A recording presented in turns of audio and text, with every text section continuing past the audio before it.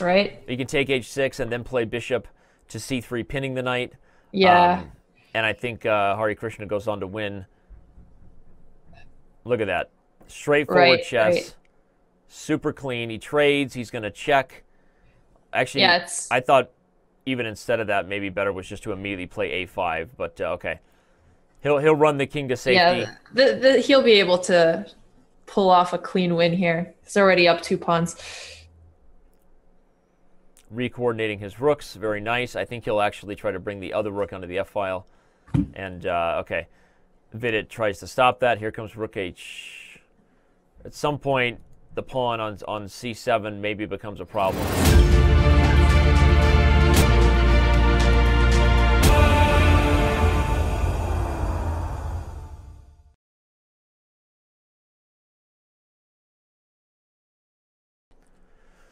And no more hype needed, as the Pro Chess League playoffs are going to get started in about T-minus, I guess, 90 seconds. With me here is women's FIDE master Alexandra Botez. Excited to have her back after the Super Saturday that you and I covered that had as much crazy chess and upsets as anything.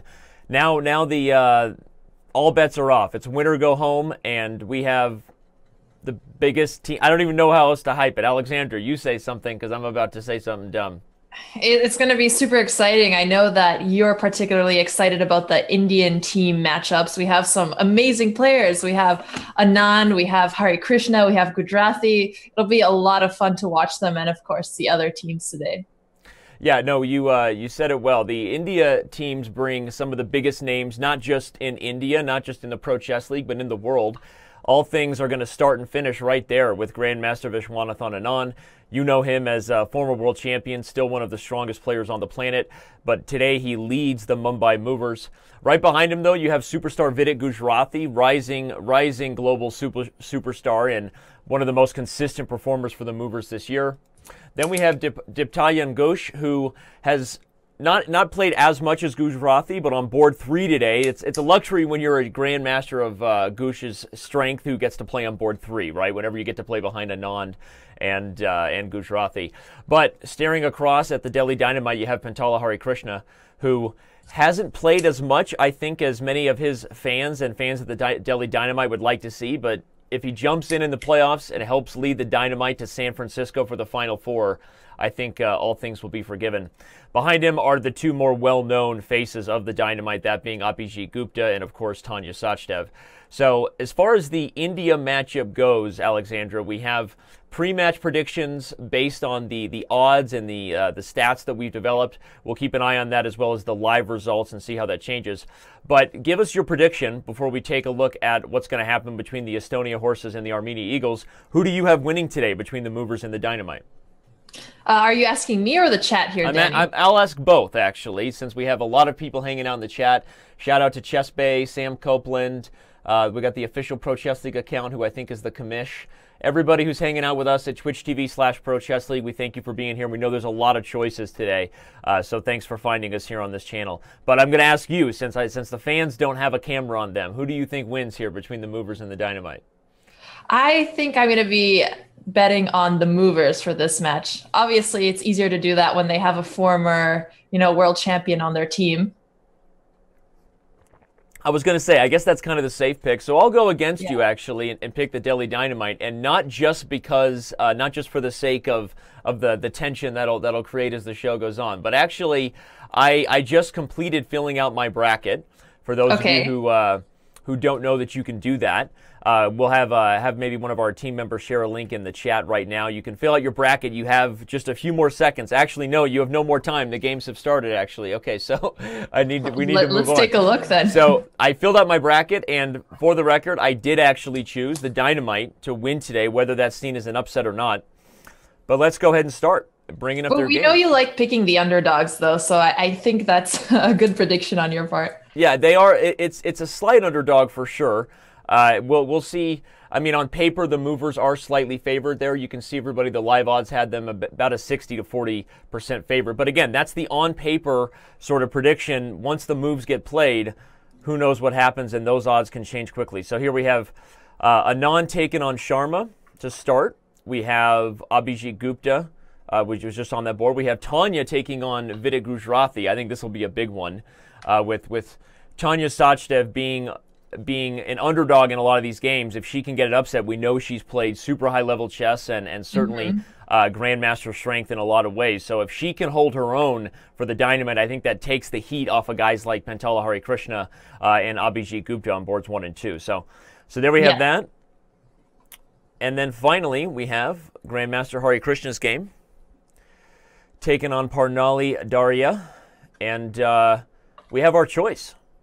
Alexandra, wherever you'd like to go. I'm taking a look at the openings here. It looks like Diptalyan Ghosh and Abhijit Gupta are moving along quickly. Some theory on this board. Yeah, so maybe we can check out their game, since it's a little bit more exciting than the other ones that are still stuck pretty early in the opening. Yeah, so the first thing you notice in a position like this with the knight on h4 and the bishop on e6 is that obviously white had just recently played the move knight h4 to force the bishop back. This is kind of a typical idea, though, in this structure, and all things are going to start and end with what happens with the tension over here with the pawns on b5, d5, and c4. Will the position blow up? Will eventually the position just become more closed with either a push or even likely a single capture will happen, and we'll have some sort of battle taking place on the c-file. But first instincts say I kind of like white a little bit in this position. I'm expecting rook f to c1. Yeah, well, white seems to have a little bit of a developmental advantage here. So if Ghosh is gonna open up the position, he'll be slightly more prepared for it.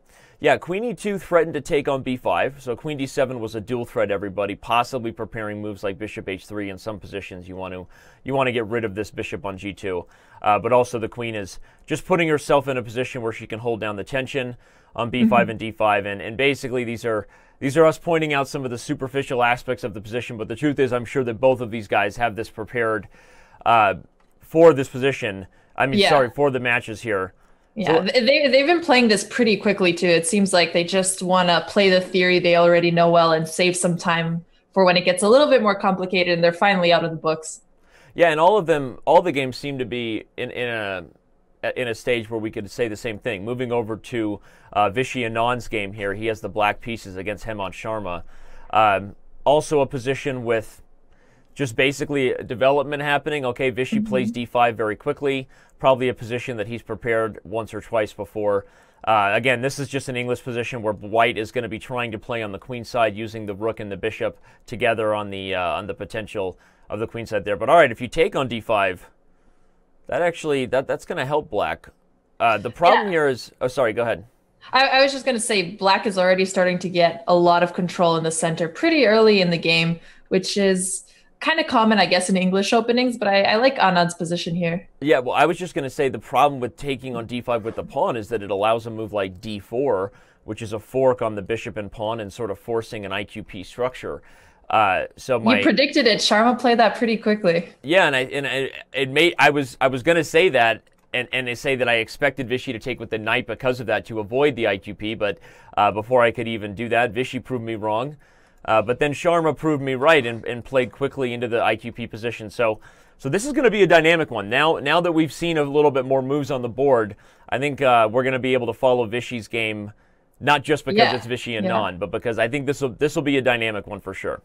Definitely. It'll be fun to see how Anand plays with his isolated pawn on d5. I would think that he doesn't want to trade pieces too soon, but he already has an attack, so he just moves so quickly through those lines. He must have something prepared here. Because normally when you have an isolated pawn, you want to try not to trade pieces off because it's worse in the endgame.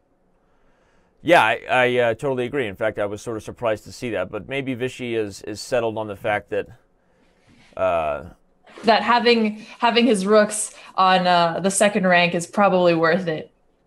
Yeah, not only that, I'm wondering if he's not just trying not to be too ambitious to start the event today. We've seen Vishy give up draws early in the contests before in playing for Mumbai this year. So I think the real strength of Vishy will happen as the match goes on and you see him kind of showing the difference between 2800s and 2700s when he can get wins on board one against the other top players. But I don't know. I'm not thrilled with Black's chances of winning this position. Other than it's like analyzing games of Magnus Carlsen, right? You're biased to this position because it's Vishy and Anand playing Black, but the truth is, White has the bishop pair.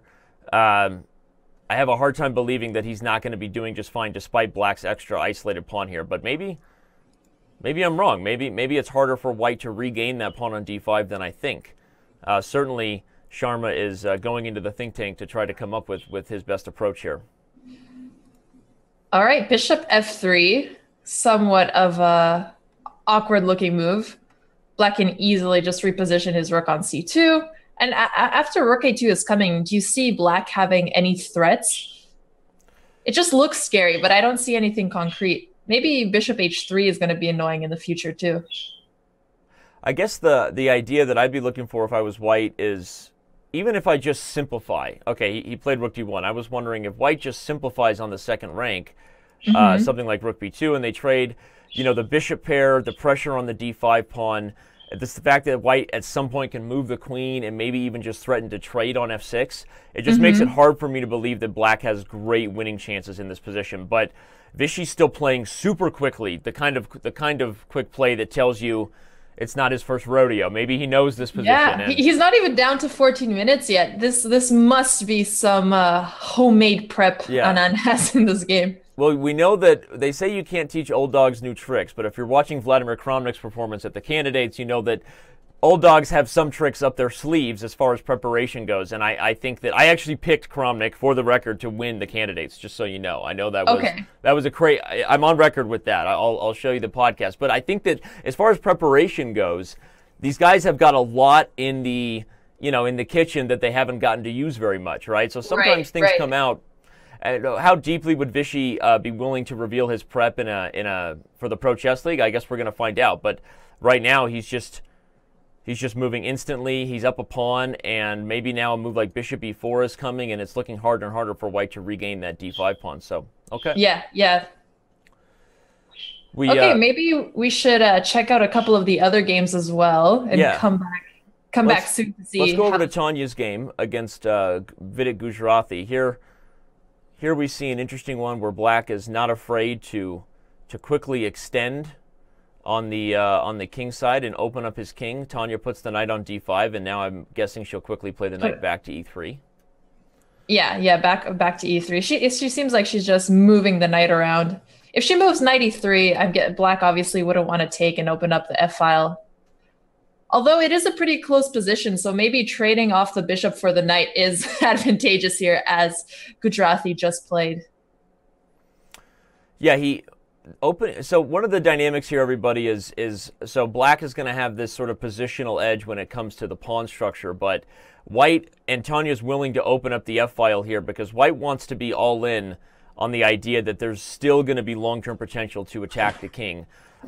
You can't get moves like h4 right away. You're not immediately threatening to infiltrate, but there's long-term problems there. And just because there's not anything immediate doesn't mean that the king won't eventually feel the breeze. So we'll see what she does here. Maybe she plays the rook to d1. Yeah, rook d1 looks so tempting here. How can you not seize the open file? Yeah, play the quick and natural move. Exactly. Shout out to all 200 plus of you. The crowd is growing here. If you're just tuning in from the Twitch TV/Chess channel watching Reykjavik, we hope you've been enjoying it there. If you've been watching the candidates at the Chess Broad channel, hopefully you're enjoying the rest day from Berlin and that you'll stick around and tune in here. Okay, this is the Pro Chess League Finals, the first round, the first match, actually. The next match between Armenia and the Eagles is not underway yet. You and I didn't get a chance to predict that one. I've got Armenia winning that one. I just want to say that early. I think that's okay. You're getting out all of your predictions as early as possible. Getting it all out. But it's good because we have it recorded, so we'll be able to follow up with you there.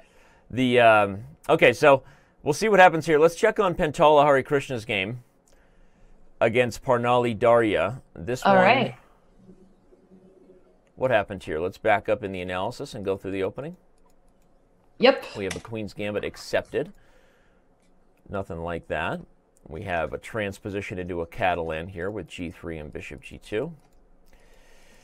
And after knight a3, white looks to regain the pawn, and black says, I'll give it up on c3. This is always a fun idea when you see the pawn sacrifice itself to change the structure. The main point, everybody, is that this actually forces white into sort of a Grunfeld structure by bringing the pawn from b2 to c3, you actually make this bishop on g7 a little more dangerous in the long run, as this pawn is a vulnerable target. Black is going to try to play things like c5. And so what we have now is a Grunfeld where white has a big center, but black has a target of trying to constantly undermine that center.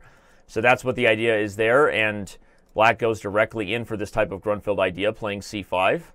And now knight to d5. And this becomes a super crazy position here. I actually have a hard time evaluating this because it's a Grunfeld, but black has doubled c-pawns, and so maybe that's actually a plus for black. The whole point, Alexandra, is black threatening to maybe take on d4 and then just rinse and repeat with c5, kind of repeat the pin and continue to do a typical Grunfeld idea. Yeah, I like that idea of kind of using the doubled c-pawns as backup, because obviously in the Grunfeld, what black keeps trying to do is open up the center and take advantage, even though they have no pawns of their own in the center. So makes sense. He plays rook b8, which I like because it's poking at the undefended bishop on b2 anyway. But look for this idea where black is just going to capture on d4 and play c5. Obviously, in the beginning Pro Chess League rounds, when you have board 1s, like Pentala Hari Krishna and Vishy Anand playing board 4s, they're expected to be better and get wins, right? This is a 2,700 versus a 2,100. But still, it's always impressive to see when they do it so cleanly. I feel like black is really just showing why he knows the opening deeper than his opponent. Everything about this position is screaming to me to be a good Grunfeld, and I expect black to get the edge here. And also, apparently, Anand has mate in 4, according to chat. That's pretty exciting. Maybe we should try to check that out before it's over. Moving quickly. Oh no, I missed it. It's okay. We can rewind a little bit and show everyone who didn't get the chance to see the end of the non-game what happened. We're going to have to do that. I got the analysis board over here on the game between Ghosh and Abhijit Gupta, but let's take a look at what happened here at the end of the Anand game. Yeah. Well, weren't you saying that he might consider giving an easy draw in this game? I'm I'm wrong. Teasing. I'm making fun of you're right. You're right. I didn't like his position from getting a big edge perspective, but I clearly had no idea what I was talking about. So I'll follow your analysis board. And so he played bishop e4, which is where we left this position. It was a move we expected because we wanted black to simplify the pressure against e5. He did that, and he was heading into a position where he's just up a clean pawn. f2 is hanging. But where did it go wrong? After bishop e3, knight to c3. There's tactics on e2, so black can aggressively play d4 due to the fact that queen d5. Wow, this looks terrifying for white. Well, and one tactic, everybody, is that after d4, white can't capture because of rook to c1 check, queen takes, and then knight to e2. So that threat of a deflection or an attraction in a fork is the reason white can't capture. Right. And so because of that, we had white play the move king to f1, but then after queen to d5, just resign. And why was that? I mean, what can white do about the threat on queen h1 threat over here? It doesn't seem like he can stop that in any way. King g1 allows knight e2 check and then queen h1 mate. So nothing like predicting an opening with no teeth to see Anand win the game with more than 13 minutes on the clock. That was incredible. Set the tone for the Mumbai Movers, who have jumped out into the lead. Everybody, they were slightly favored coming into the match. And that lead has only increased with Vishy getting the first big win there, as you can see. All right, well, let's go back to the other games. I want to check on this one between Abhijit Gupta and Diptanyan Ghosh because we haven't given it much love yet. The C file did open up, Alexandra. Wow, it did open up, but it opened up in favor of black here. Yeah. He has a really nice position over here. His rooks are doubled on the open file. A2 looks like it's going to be a little bit weak in the future. Bishop takes e4. Okay, that makes sense. White is trying to get a little bit of the pressure off of the queen side.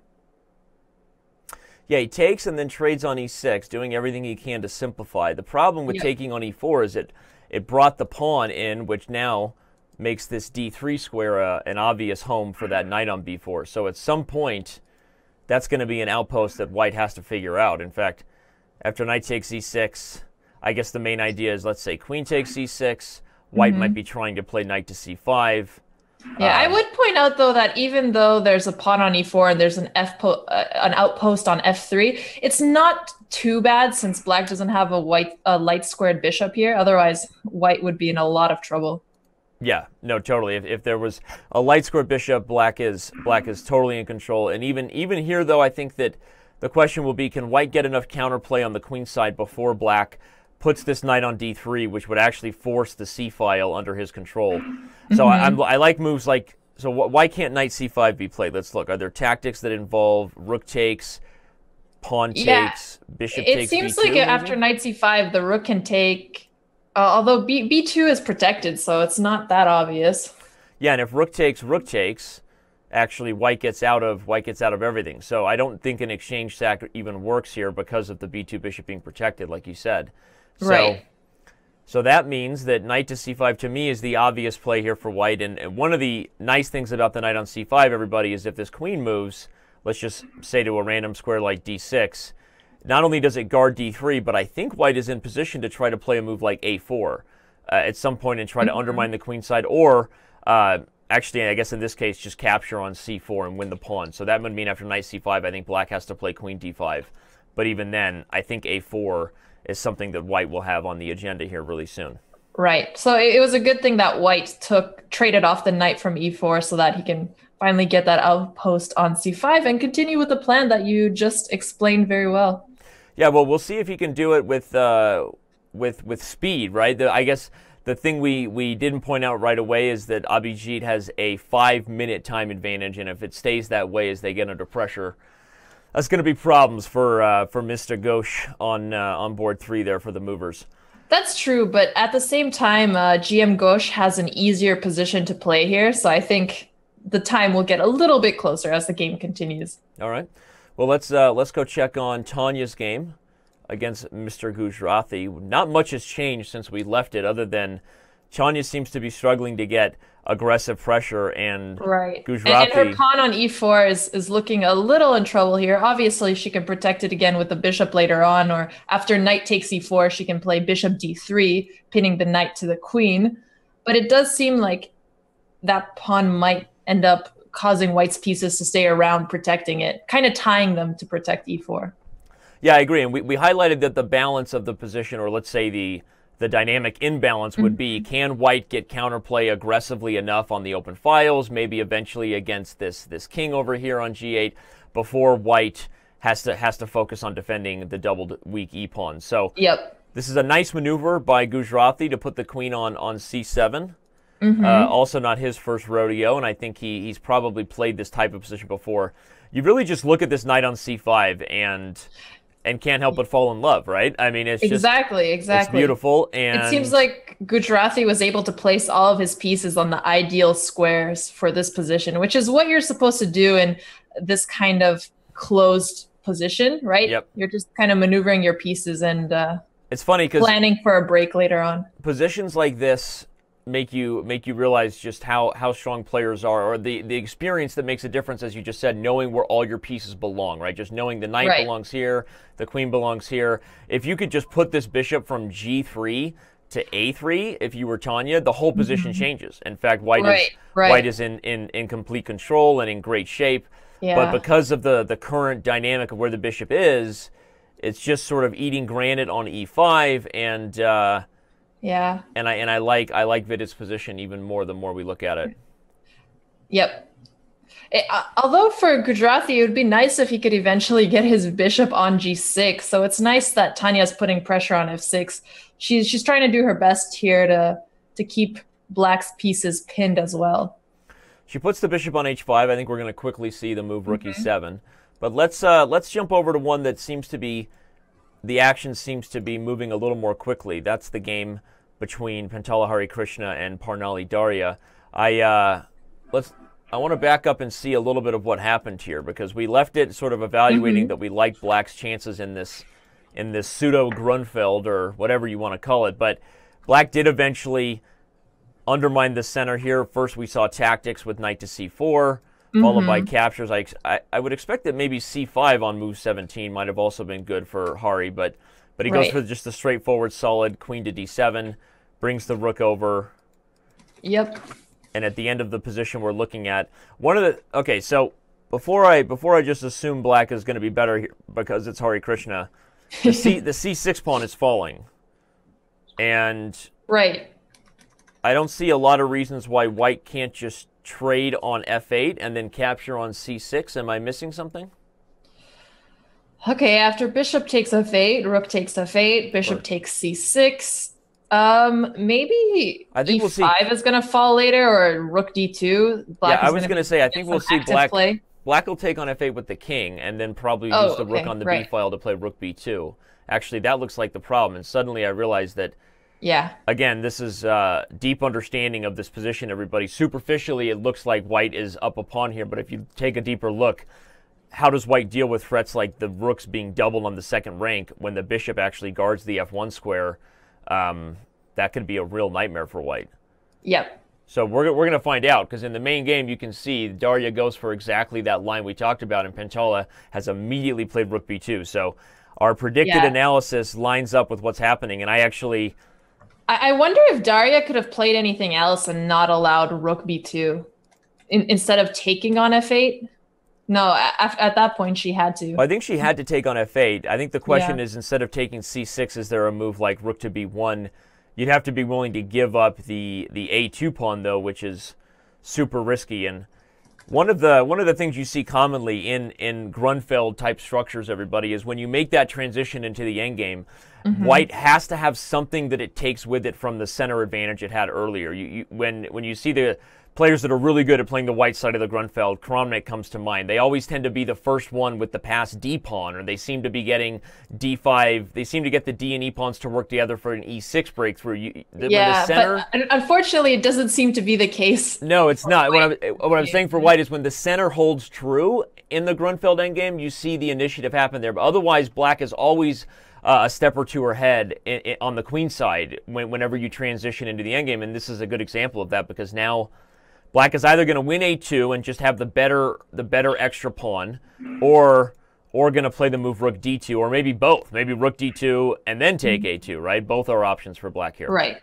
So Daria just played rook e3. She's preparing for rook f3 after black plays rook d2. There we go.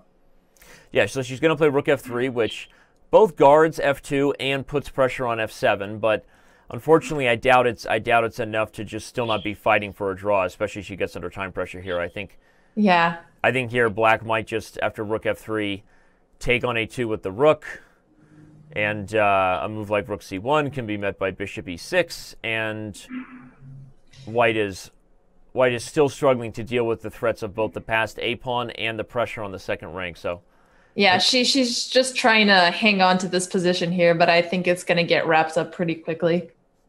Okay, well, we won't write her off totally yet, but with time pressure and a 2750 player playing black, we're gonna say that she's got her work cut out for her. So let's jump back to the game. The one that seems to be crazy tactics occurring on the board is the one between Gupta and Ghosh.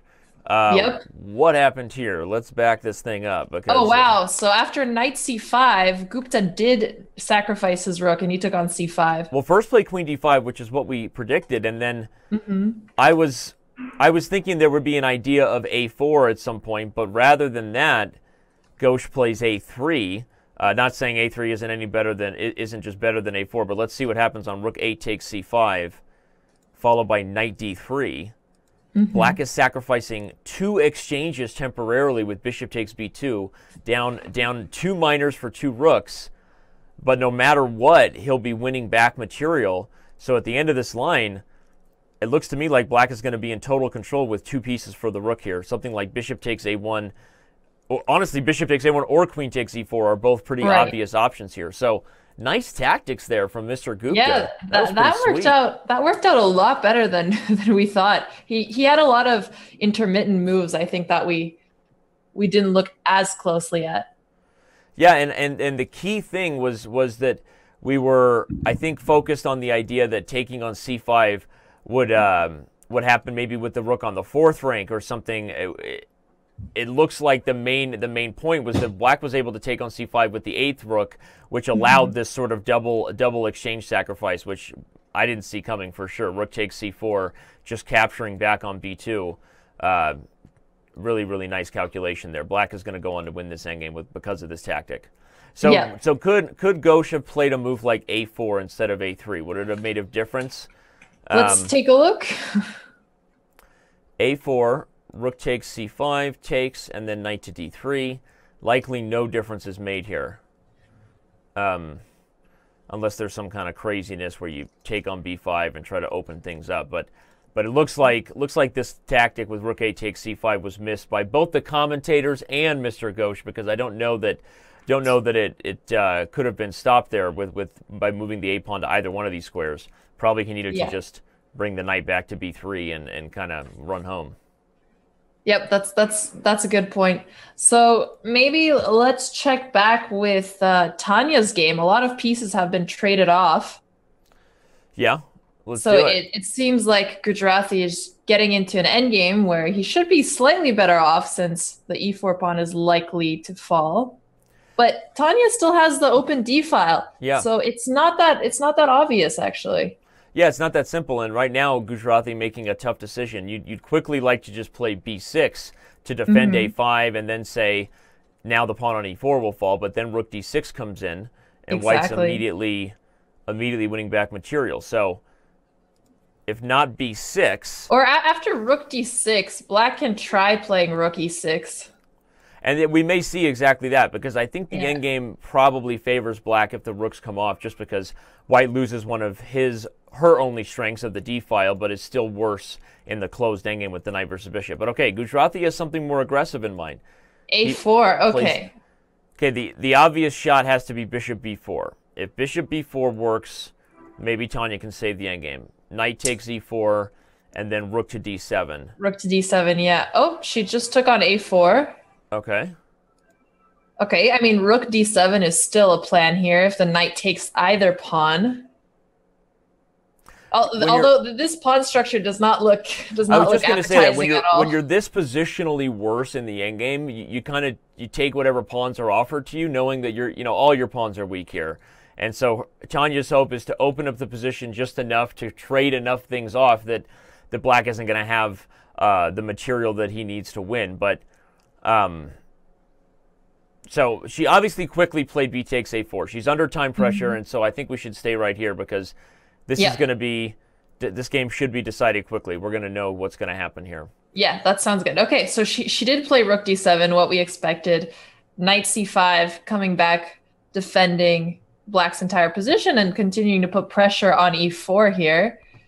Well, I said we should stay here. I'm going to move the analysis board over to Pentala Hari Krishna's game, everybody, because over there, Hari only has, Hari's opponent, Daria, only has 30 seconds. So this one will probably also be over quickly as she's just running out of time. Yep. And I guess while we're looking at this game, I'll also say hello to some people in the chat. I see Chess Bay as moderating as usual. Thank you. And Greg Shahadi also adding in some commentary. And Robert Hess also watching. Danny Rensch looks snazzy today. Thanks, BJ, H13. Yeah. Yeah, you should have seen me about 20 minutes ago, but yeah. It's okay. The coffee perked you up. It's your secret, right? Yeah. Anyway, thanks everybody for Smarter being here. Chess. Thanks for tuning in. The day is just getting started. This is the Pro Chess League playoffs, week 1, round 1, whatever you want to call it. After this match is underway, we will be seeing the Armenia Eagles and the Estonia Horses get going very soon. So, all right. Yep. Next round, we can look at a couple more of the Armenia and Estonia games as well. Obviously, the Indian matchup is very interesting, but we'll give the other team a lot of attention too. Of course. So the game here between Gupta and Ghosh actually transitioned to a queen and pawn ending. I'm not sure where we should go. We've got 20 seconds for Ghosh and a better ending for Gupta with this king being more active. So let's keep our eye here for a second. All right. So many options. I don't know where to go. Right now we've got, if you're wondering what flavor... It's okay. Take the lead, Danny. They're all good positions. You can't go wrong. Fans, you can choose your flavor. Of course, just go to chess.com/live and watch all of them at once as we're trying to catch the best moments on camera. But Hari, I think the queen and pawn endgame should be a draw. agree. We're going to let this one go here between Pentala Hari Krishna and Parnali Daria. Looks like Hari's about to get the win as she fought valiantly, but is going to go down to the 2750. So, Right. It's what we expected from the Grunfeld. Black has a much better endgame here, and White didn't have counterplay in the end. yeah, so I agree. So we've got the analysis board on Tanya's game, and oh no, oh, I think she blundered. Somehow she missed the move c5. What happened here? Let's take a look. She got the rook to the 7th rank. Gobbled up the pawn on b7. I think just flat out missing the move c5.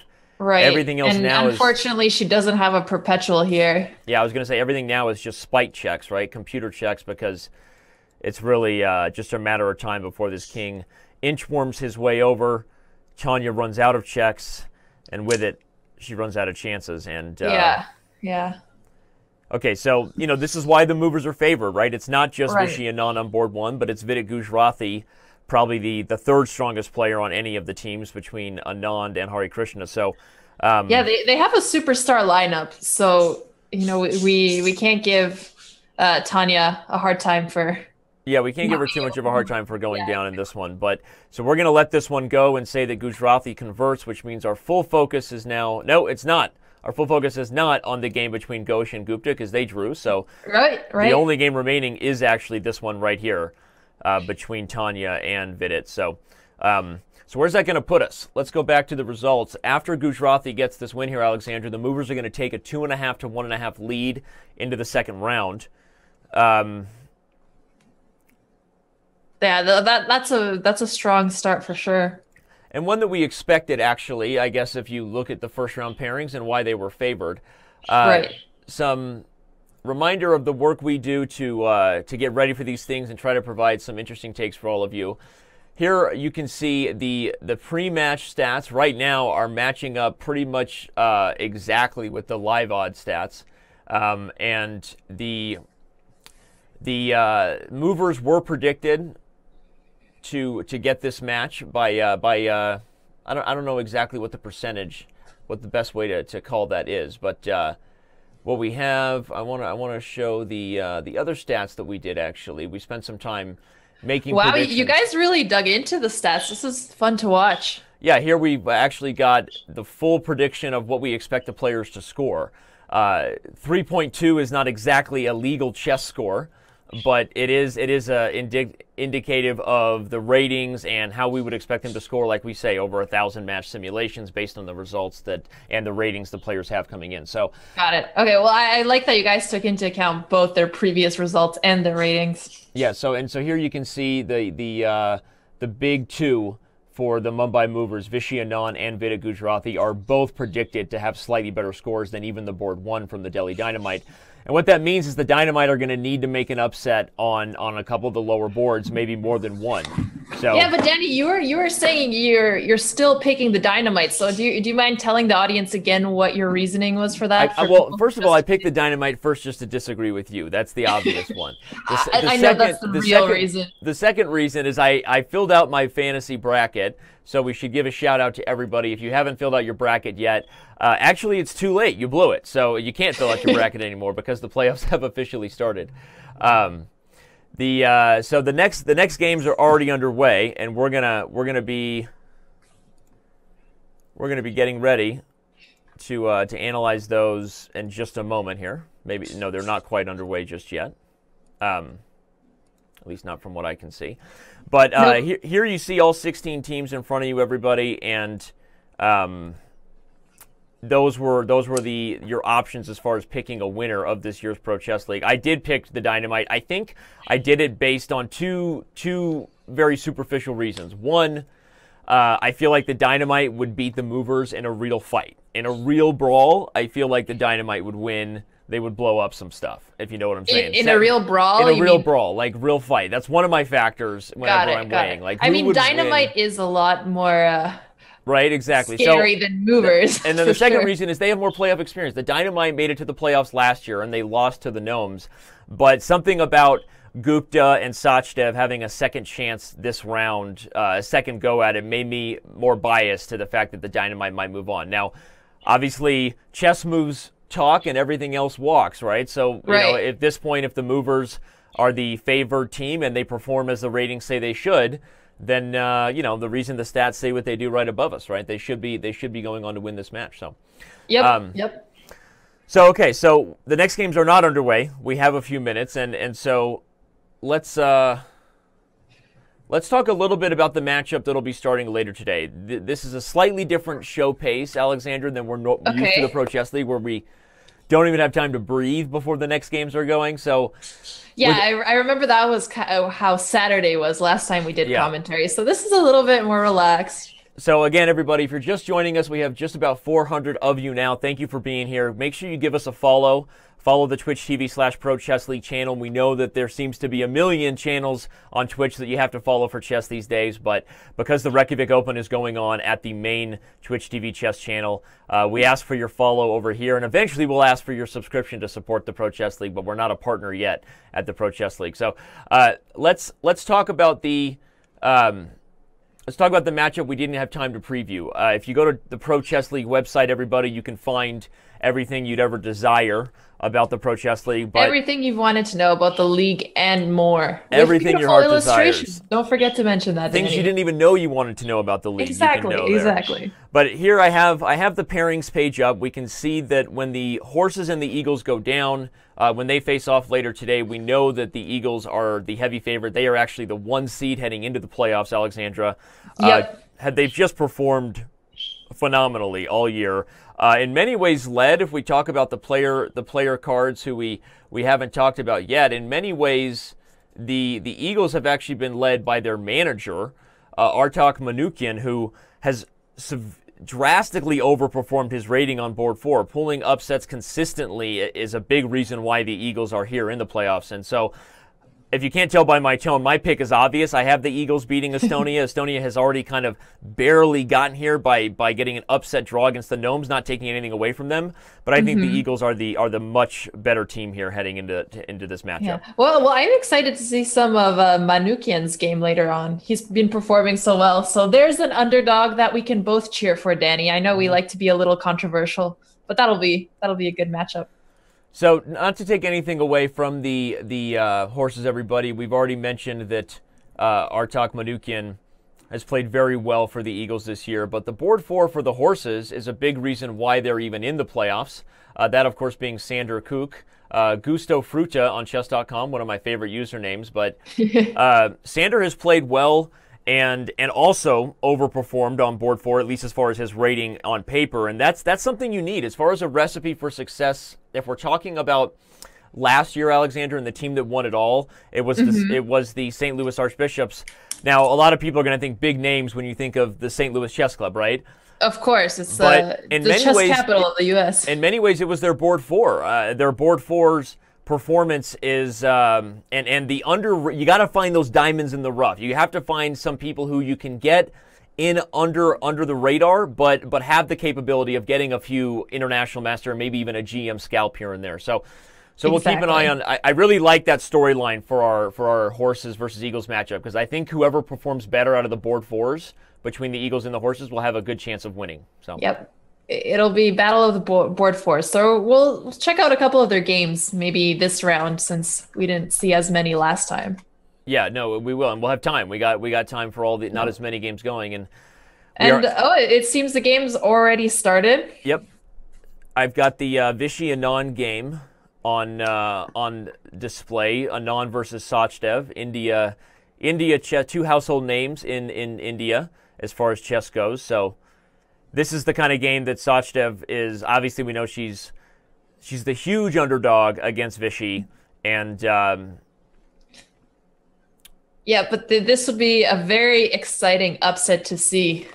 I'm still waiting to see a couple underdog scalps here, like you mentioned earlier.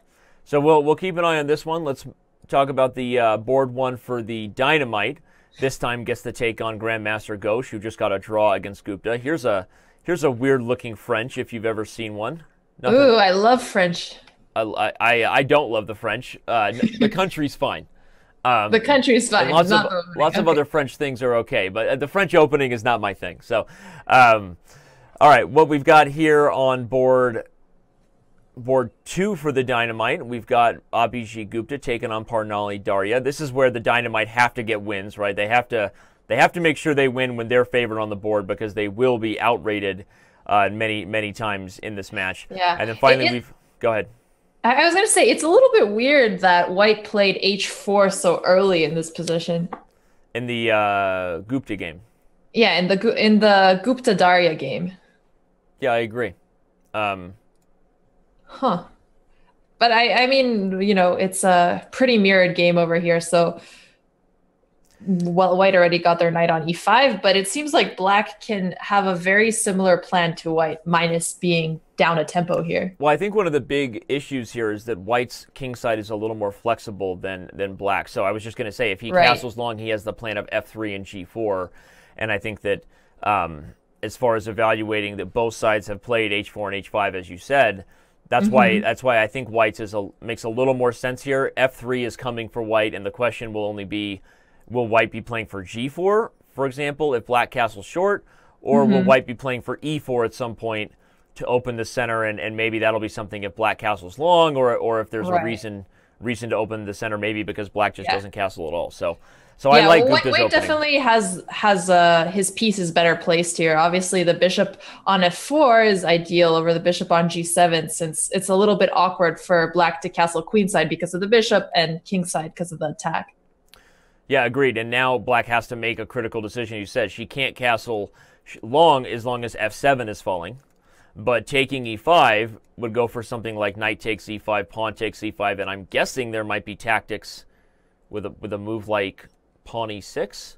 Maybe I'm getting a little too excited. It's okay to get excited. I'm getting a little excited here, but I think maybe looking at the fact that probably won't work, maybe White will just take back on e5 with the bishop. So I know we haven't touched on Vidit's game, the game between Gujarati and Sharma, but I want to go back to this one between Hari Krishna all right, and Ghosh, because the position is just totally crazy. Let's oh wow. Let's go. This is an interesting Caro-Kann here. Yeah, I was going to say, let's go to the Batcave and go through the analysis of this board. We've got. Yeah, let's do that. And hi Anna, good to see you in the chat, and Harstar. We got Anna, we got Harstar. If you're just tuning in, make sure you stick around for the next duo that's up. That'll be Grandmaster Robert Hess and International Master Anna Rudolph. So it's Pro Chess League action all day. Now you know what you're doing with your Berlin candidates off day. Exactly. There's no off day for chess. There is no off day for chess. You just get so bored. No. And I wouldn't know what to do with my time. The two knights is chosen by Hari, and after knight f6, e5, Ghosh immediately plays knight e4. This is not as popular as a main line in the two knights where Black is just capturing on e4, but this is definitely a line for Black. But after knight e2, queen b6, you get one of these weird positions where, yes, Black has the knight on e4 early, everybody, but the question is, will it sort of be overextended? Will it have gone too far? And so you get this all-in mentality where, in order to keep the knight safe, Black now has to move the f-pawn. The point of knight g1 is it was threatening f3, followed by h4, trapping the knight on g5. But Black can play knight f6 in the future, so that if White ever trades off his knight, he just has another knight to put right back into the center. No, you're right. And you're talking about the live position. I was going through the first few opening moves in terms of how we got here. But after f3, takes, and then f4, yeah, like you said. I mean, so we have this crazy position where Black already has the super strong outposted knight on e4, but in order to keep it there, Black had to open up every light square and its cousin on the king side. So what's going to happen there? I mean, I think that White has a similar looking outpost square on e5, but a big dynamic will be, does White expose the light squares for the potential weaknesses they are, or does Black find a way to stay aggressive and use that space, keeping White kind of off balance? There's threats of h4. I think Black has to stay aggressive here. That's what Black's advantage is. Right. Because obviously, if he loses this dynamic attack later on, he's slightly worse because he has, the pawn on e6, which is going to become a weakness. So I think Ghosh's plan is to keep attacking White, and maybe we'll see some exciting play a little bit later. I like it. Agreed. All right. The game we haven't touched on yet between Vidit Gujarati and Hemant Sharma is getting spicy. All right. Gujarati looks like he's getting the better of the first stage of the game once again. The threat in this position after the last developing move was bishop e3. It's pretty obvious. The bishop is coming to b6. And how is black dealing with this? That's a good question. I know. Asking a tough question. I don't see an obvious way either. How he's going to deal with it, yeah. I think knight c5 is the only obvious way to block the diagonal, but immediately you have to just look at bishop takes, pawn takes, and okay, maybe if I take everything on e5, you win the d5 pawn, but okay. Yeah, but maybe knight c5, bishop takes c5, d takes c5, and then white can just protect the pawn on d5 with something like bishop f3. They'll have a passed pawn and put pressure on e5 later on. I agree white's better there too, but I'm not even sure you can't just take e5, because if the queen takes d5, there's bishop b5 check. The king will lose his right to castle on e8. Something about this position just feels super dangerous for black. So I think something about this position. You mean like the nice center of white and white's active play, and the fact that black's pieces are behind development. Yeah, I wonder what it is. I'm not sure either, but I can't quite put my finger on it. But you may have listed it. I like the way you said it. Yeah. So this looks super dangerous for black, and we'll see if Gujarati is going to jump out. I feel like my prediction that the Dynamite would pull the upset here is looking sillier by the second, with how the movers are performing. I mean, the movers are steamrolling here. Yes, they are. So knight c5 is played. We're going to find out just how aggressive Gujarati wants to be. I'm a little biased for that aggressive line. Let's look at it. Take c5 takes, knight takes. Okay, bishop takes is out of the question because bishop b5 check, king e7 and castles is just completely lost for black. The king is just totally blown open. But if takes is the question is, can black take on d5 with the queen? And afford? No, he can't, because now knight takes f7 is played. If he plays king e7, then the queen will come to e2. I think black is just completely lost here. Yeah, and this is exactly what was played. Bishop takes c5, d takes c5. So we're probably going to see the line you just showed in the analysis board in real life. I don't see any reason why Gujarati can't just take on e5. And if black can't take on d5 to win the pawn back, the real problem for black is that you can't even stop bishop b5 check anyway. Bishop b5 check is coming whether you like it or not. I think that something has gone terribly wrong here for Mr. Sharma. And I see Napoleon telling you to stay strong. You can still be rooting for Dynamite here. The Dynamite are going to have to, they're going to have to blow some bleep up, if you know what I'm talking about, right?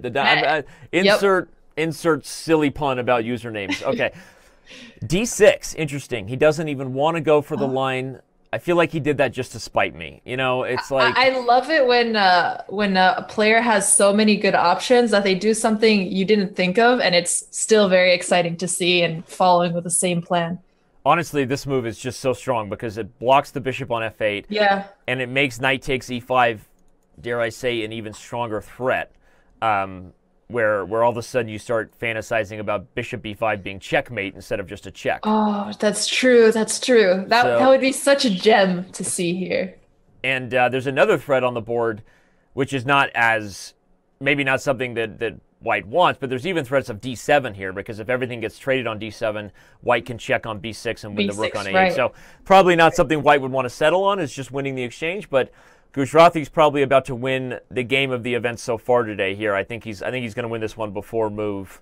I'm going to make a guess. Before move 22, he wins this one. Before move 22. Okay. Well, we'll check back to this. Let's go back to the game between the two biggest names in chess in India, at least two of the biggest. We've got Viswanathan Anand right now just up a clean pawn against Tanya Sachdev, and that's rough. It's rough when you get black with the kill. When you get black against the 15th world chess champion, right? I think that's hard. That's hard. Yep. So, I don't think a lot of people could have played this any better. So, and plus, it's also really intimidating to play against a former world champion. Absolutely. And even though Anand didn't play in the Pro Chess League in the inaugural season, I feel like this format is just made for Vishy. He's always been known as one of the best rapid and blitz players ever, regardless of how how old or how seasoned he gets. I don't want to use the word old. How seasoned he gets in his chess career. We know that Vishy is always wise is the right word. Regardless of how long in the tooth. No, I'm kidding. However, whoever Vishy is, we know he's always a contender for the World Rapid and Blitz titles because he's always been known as one of the fastest, most natural talents ever to play the game. Yes, and this it's rapid sad to not see him in the candidates, but you're right. It's good to see him here instead. That's probably why. Yeah, no, I think he chose this over the candidates. I'm pretty sure that's what it was. Like the candidates called and they, he's like, I got to schedule. I've done that so many times, but have you ever played exciting internet chess quite like the Pro Chess League? I don't think so. Yep. That's why he's here. Well, we'll come back to this one. I don't want to say it's boring, but right now it's a matter of Indian schoolboy technique. I won't even say Russian schoolboy technique. Anand is going to convert this one. But this game with Hari, this game between Hari and Mr. Ghosh is just weird. I don't even know what to say. Oh my gosh. Okay, maybe we should back it up a little bit.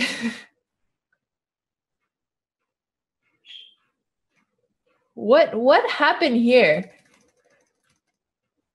So Ghosh comfortably castled queenside here. White's king is still just chilling on e1, not too worried about the attack, not worried about castling. White's just going straight for the attack on the queen side here. And even though his king is, not castled or anything, and the king side is pretty open up, it doesn't seem like black has anything that's going to bust him over, the next 5 moves or so. I agree. And now if the dark square bishops are traded, I'm not even sure who that favors in the long run. I feel like in the long run maybe it favors black in the sense that maybe this e-pawn is stronger without worrying about it, and there's some other dark square problems, but who knows? I mean, there's holes on both sides, and both sides wish they could put a knight on squares like d6 or d3, but something about the position favors white. Here I think it's less obvious than the reason we like Vidit Gujrathy's game, but I think the h5 pawn being isolated and maybe even just capturable pretty soon.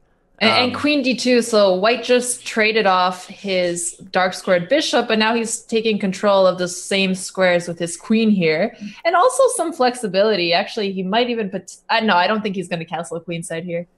Well, I think the other long-term reason we like white is that this bishop on d7 is classically bad, at least in terms of being blocked in by pawns on its own color, whereas white's bishop, if anything, just has targets on h5, maybe even a target on e6. So I think we like Hari Krishna's position for the long-term chances here. Definitely. I wish it was kind of like Magic Chess where Ghosh could trade his e4 bishop, his e4 pawn and his d7 bishop, just trade squares there. I've always wanted a variant where you just at one point in the game get to take one piece off the board of yours and your opponent's, but it's yet to be invented. Speaking of wishing you could take pieces off the board, Mr. Sharma is wishing that could happen right now against Vidit Gujrathi. He's just down a piece, and this knight on c6, everybody was poisoned due to the fact that capturing would allow bishop b5, and Bob's your uncle. So, although Sharma's surviving a little bit longer, I think you predicted the game at 22 moves here. I know I keep bringing up your predictions. You're bringing up my failed predictions. He's only surviving. Well, it's not over yet. As long as Vidit, what happens if it actually ends on move 22? Is that a push in Vegas, or do I lose the prediction? For this, we'll say you win the prediction since it's move 21, and I don't think Sharma's going to resign right away. Yeah, I mean, maybe he heard my prediction and just wanted to get it wrong. But okay, obviously the point is that Gujrathi is just picking his favorite road to victory. He could take g7. He could play queen to d5. I think taking g7, preventing black from getting castled, made the most sense. Now he'll bring this rook to e3 and unpin the bishop on e2, and just continue to do work. So we're not even going to check on this one again. My prediction was wrong, but Gujrathi will go on to win. What about the game between Gupta and Daria? And Daria. Where are we at here? In the live position, we've got one where somehow Daria just went down the exchange. Let's back up and see what happened. Huh. Okay, it just recently happened, actually. She did get castled long, but with a and the line we talked about happening, taking on e5 did occur. White took back with the bishop, opened the center, and I think the biggest mistake that was made here, I wonder why she took on d5 with the knight, allowing the move knight e4, which goes immediately into d6. I think that after e takes d5 on move 17, taking back with the pawn on d5, either pawn was better than taking with the knight, if I could be so bold to Yes, I think that's correct here. Yeah, she took with the knight, everybody. That's what we missed, allowing knight e4. And immediately there are all kinds of problems coming into d6. And she decided they were bad enough to just give up the exchange, which means I think she's about to go on to lose this one pretty straightforward fashion. White can play rook d1. You're just going to get a trade here. I don't think she has enough compensation for the exchange. Well, we did kind of predict something like this from the opening, from when Gupta had his pieces really active, the strong dark squared bishop. He was able to play his pieces quite dynamically here and force Daria into losing an exchange. Now the question is how to prevent e5 before the d4 pawn gets protection. You could play f4, or you could... Okay, he plays f4. F4, yeah. F4 makes sense. He liked your first suggestion. Yeah, if f4 holds true and e5 can't happen, then the d pawn is doomed. So Daria has her work, or Parnali, Daria has her work. I feel like Daria is her first name, and so I keep wanting to call her Daria. That could be because one of my daughter's middle names is Daria, but I don't know. But anyway, either way, Daria Parnali has her work cut out for her. It's a really beautiful name. It's fun saying. All right, Parnali Daria, yeah. Let's go back to. Okay, well, unfortunately for Tanya, she remains in a tough spot against Vichy here. Down a clean pawn, worse in the endgame to go with it. Yeah. And just holding on for dear life. So, if Vichy converts here and Gujarati wins his game, which has already happened. Expected, right? It's already over. It's over. Okay. Gujarati did win only a few moves later here, so that one is over. That means that, and there we go. I turned away just in time to miss the fact that Tanya threw in the towel. That puts the movers at a 4.5, 1.5 big time advantage already, and we still have 2 games going in this round. Wow. Hari is better against Ghosh, and Gupta is heavily favored and better against Daria. So right. The score will likely come back to it'll be closer heading into the next round than it currently is on the scoreboard, but still the movers are in the driver's seat. Right, and they seem to be playing even better than we had predicted before using Chess.com's stats. So yeah, right now they're actually overperforming. Yeah, well, and overperforming. Well, that's something that the Armenia Eagles are also going to have to do, and their match is just getting started. So we will start to prepare to pull up those games. We have Jan Elvist taking on Zavin Andreassian. A big matchup here to start. Or I'll go to that right now. Sorry about that. All right, yeah, let's check out some of the Armenian players as well here, and of course the Estonians.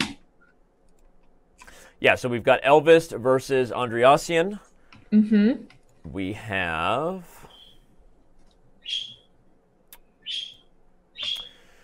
Gregorian versus Ladva. Yep. Another big one. Ladva was one of the heroes for Estonia, holding a draw against Magnus Carlsen. Oh, wow, good for him. In their last week matchup, eliminating the Gnomes with their playoff chances by tying that match. Well, he must be feeling pretty good after that game. Of course, it's a new day and a new round. We talked about the board 4 and manager for the Eagles, that of course being Manukian. He has his work cut out for him against Avital Borochovsky. So that's a national master taking on a grandmaster. And then finally the board 4 for Estonia is Sander Kuk versus Melkumian. So all the games have been started for the second matchup of the day. That is going to be the Horses for the Eagles. So if you're just tuning in, thanks for being here. You haven't missed much. And all 8 games that are possible in the Eastern Division playoffs are currently underway.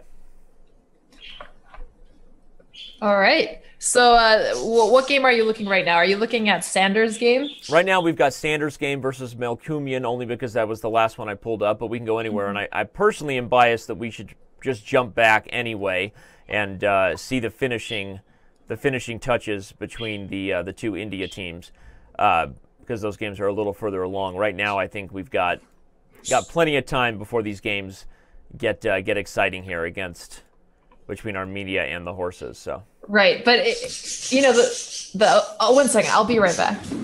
You have a bird to attend to? Yes. It's yes, okay. Those are fun moments. That's a clippable moment. I already moved the bird. Tell the bird we know she's a fan, but there's an appropriate time for cheering. All right, and tell her now's not the time. Yes, exactly. I'll move her quickly. All right. So now we've got the games here between. So like we said, if you're just joining us, thanks for being here, everybody. We now have 1,200 of you to catch that funny moment where the bird needs to be silenced. Well, somebody flipped the bird. The next matchup between Estonia and Armenia just got underway, but we're bouncing back.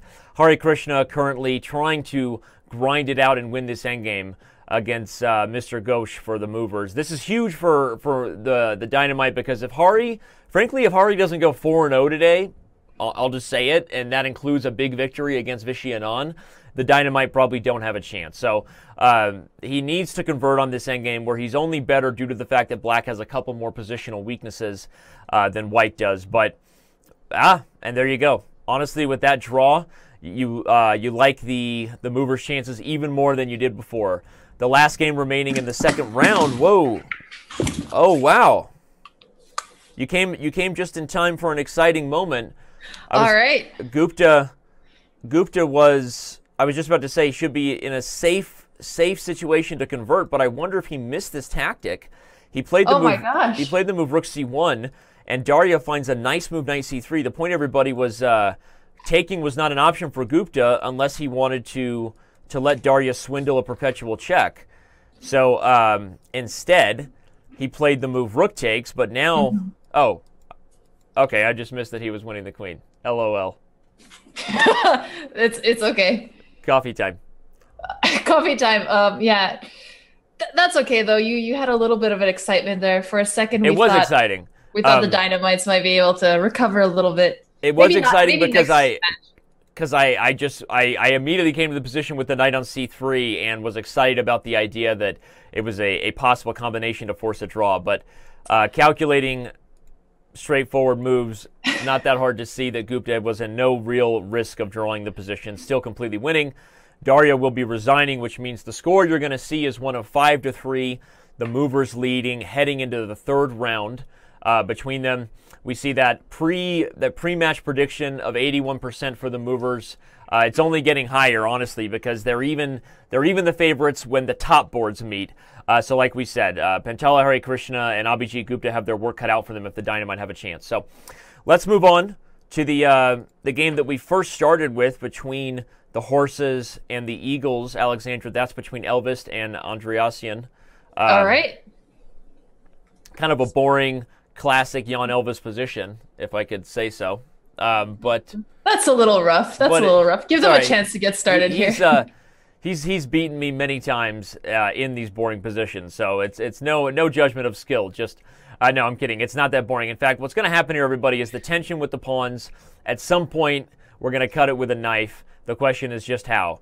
And usually what players are doing here is you're sort of balancing up the pressure of your position to not just be ideally placed if your opponent captures, but constantly threatening to capture yourself. And so that's what Elvis does. He takes here. My guess is we're going to see a second capture on c5 unless Black has an intermezzo. Andreasian might actually take on d4, but that would be inviting queen takes c8. So, right, and I don't think he wants to trade off 2 rooks for a queen here. Yeah, I agree. And we'll go ahead and show that on the analysis board for those wondering why exactly we wouldn't want to have 2 rooks for the queen, mainly because it comes with check forces the back rank to be guarded, and probably the pieces just continue to jump to life here. So the queen is not going to be better than the rooks in a position like this.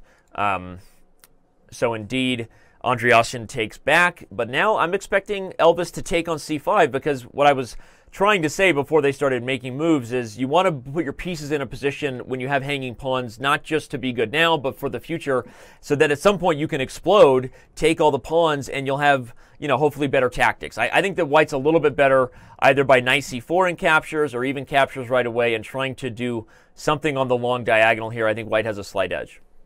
Okay. I don't know. I would say I think it's still pretty even here, but I see why you're saying white has a slight edge. Well, maybe I'm just trying to make up for me calling out Elvis that he played boring chess. I don't know. I say and do weird things. Okay, he does take on c5. Strategic chess. I do like Elvis's position here, and I like his experience, but we'll come back to it. Let's go to the Let's go to the game of what I believe is the board twos. That is between, of course, Karen Gregorian and Otmar Ladva. As we said, Ladva was one of the heroes for scraping a draw against Magnus Carlsen in the final week of the regular season. Let's see if he can be a hero in this game as well, playing against the top seed here, the Armenian Eagles, who my bird was clearly cheering for earlier. Yeah. No, supporting his kind. Oh, it's a boy. I don't know why I called it. I said excuse Alexandra because she went to flip the bird. and to move the bird. So no. But where'd you put him? In the room? I don't know what gender it is. She's in the bathroom now. Okay. She loves the mirror. Now you're just gender confusing me. Well, because I don't know. It's a baby, so you can't tell the gender. Oh, okay. I'm not a bird expert. No worries. No worries. All right. Well, this is what happened here? Let's back up on the analysis board and show the fans how we got here. Maybe we can learn something. All right. It was a King's Indian attack here. Yep. Fun watching those types of positions with white playing it first, getting a little bit of an edge, a tempo compared to playing it as black here. Nice little tactic with knight takes c4. You win back a pawn. This is kind of a common pattern. And it seems like a very standard King's Indian attack here. Yeah, the position opened up, and so the queen settles in on a3, where she's currently poking at the pawn here, but I don't expect to see a draw, everybody. Don't worry about that. I think that white will focus on developing this bishop, but you can go to a number of different squares, including even a square like d2. It's not the most, doesn't jump out at you as being the most active, but the bishop might actually have a better future on a square like b4, hitting e7, or even a5. Right. And sometimes, as compared with bishop e4, which might get met by knight h5 later. Yeah, bishop f4, right. Yeah. So, okay, well, this one's just getting going. We'll come back to it in a second. Let's move on to the game between. We'll start with the board 4 from Estonia, taking on another grandmaster for the Eagles. We can see why they're favored with that top-heavy lineup, boasting 3 GMs on the top 3 boards. Here we have a King's Indian for both sides, super close position. We're seeing a lot of King's Indian style positions in these matchups. Yeah, I wonder if it was they missed the memo that it's not an opening theme. Maybe they're preparing together, coming up with these types of ideas. Well, one of the reasons I like black here in the game with Melkumian versus Kuk is if we're currently evaluating a completely fixed structure, you wonder who has the chances to open things up, who has the more obvious plan, and it looks like black is going to get f5 here, whether that's followed by f4 or even just pressure on e4.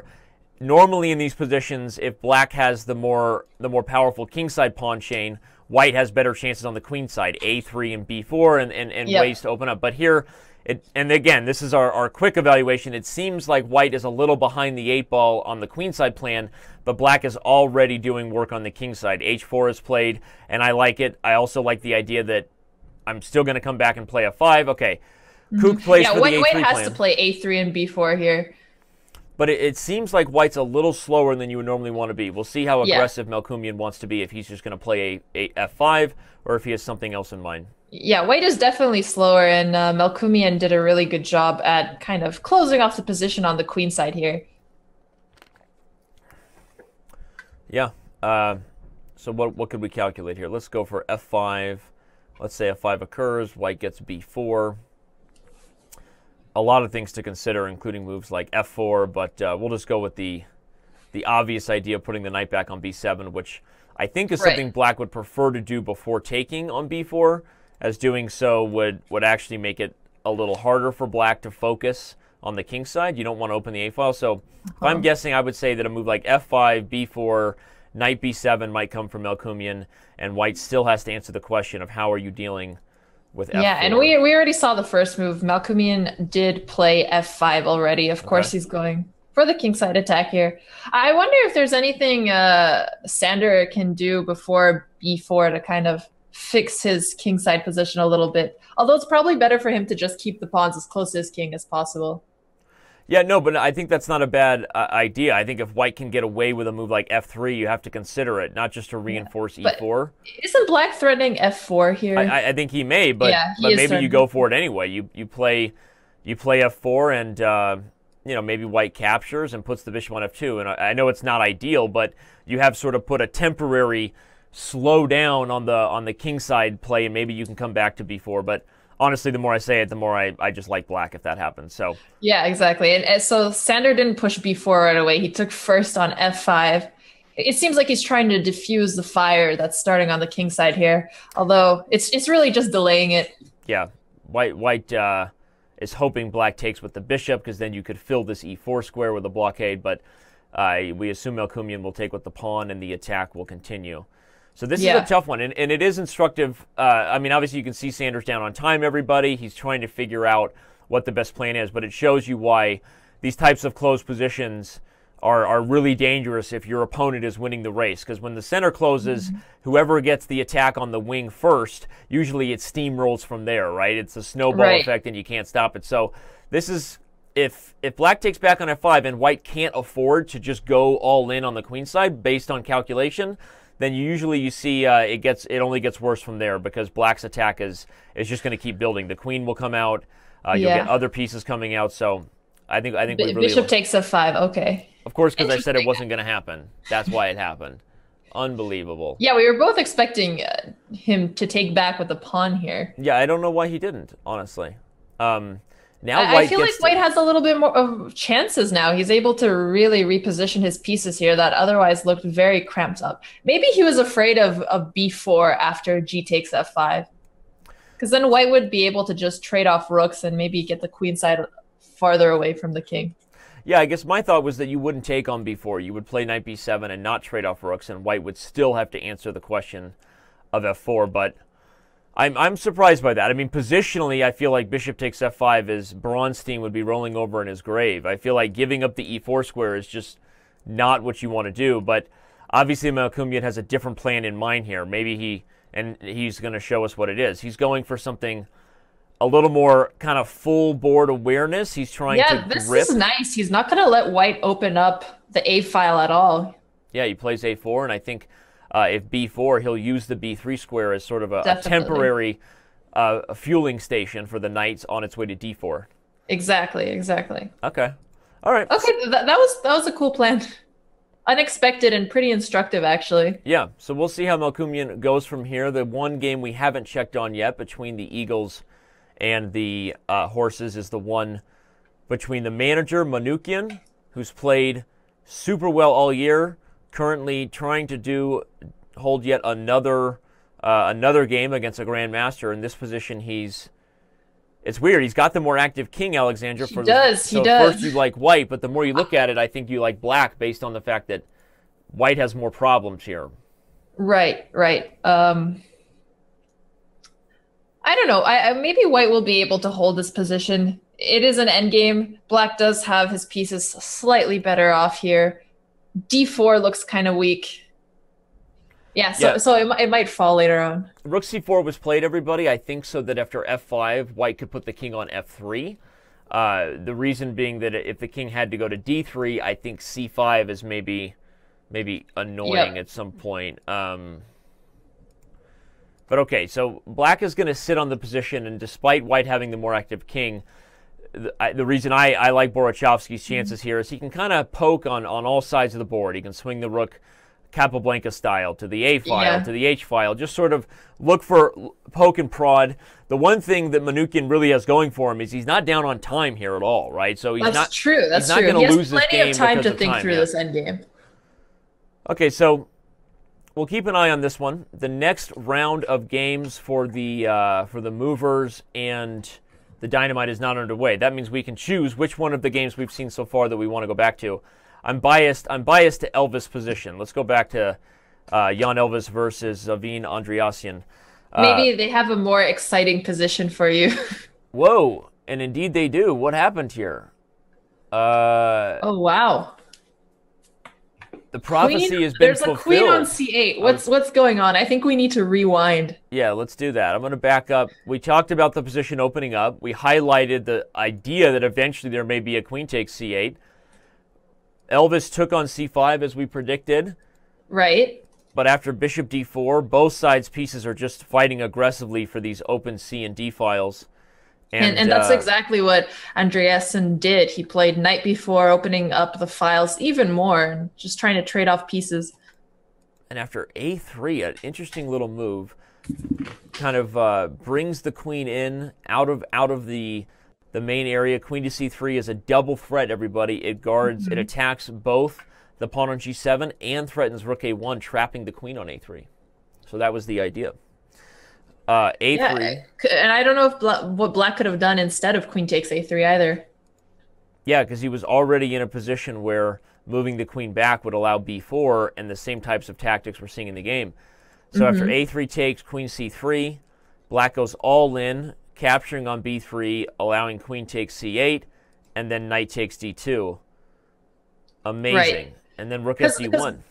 Because Black can't even take back on c1. Sorry, on c8. Because after rook takes c8, bishop f8, White can play bishop c5. Yep.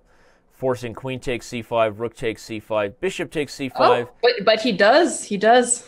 I think he's going to have to go to the endgame where he's just down an exchange, but has a pawn for it. I think we're going to see exactly that line you predicted. Got it.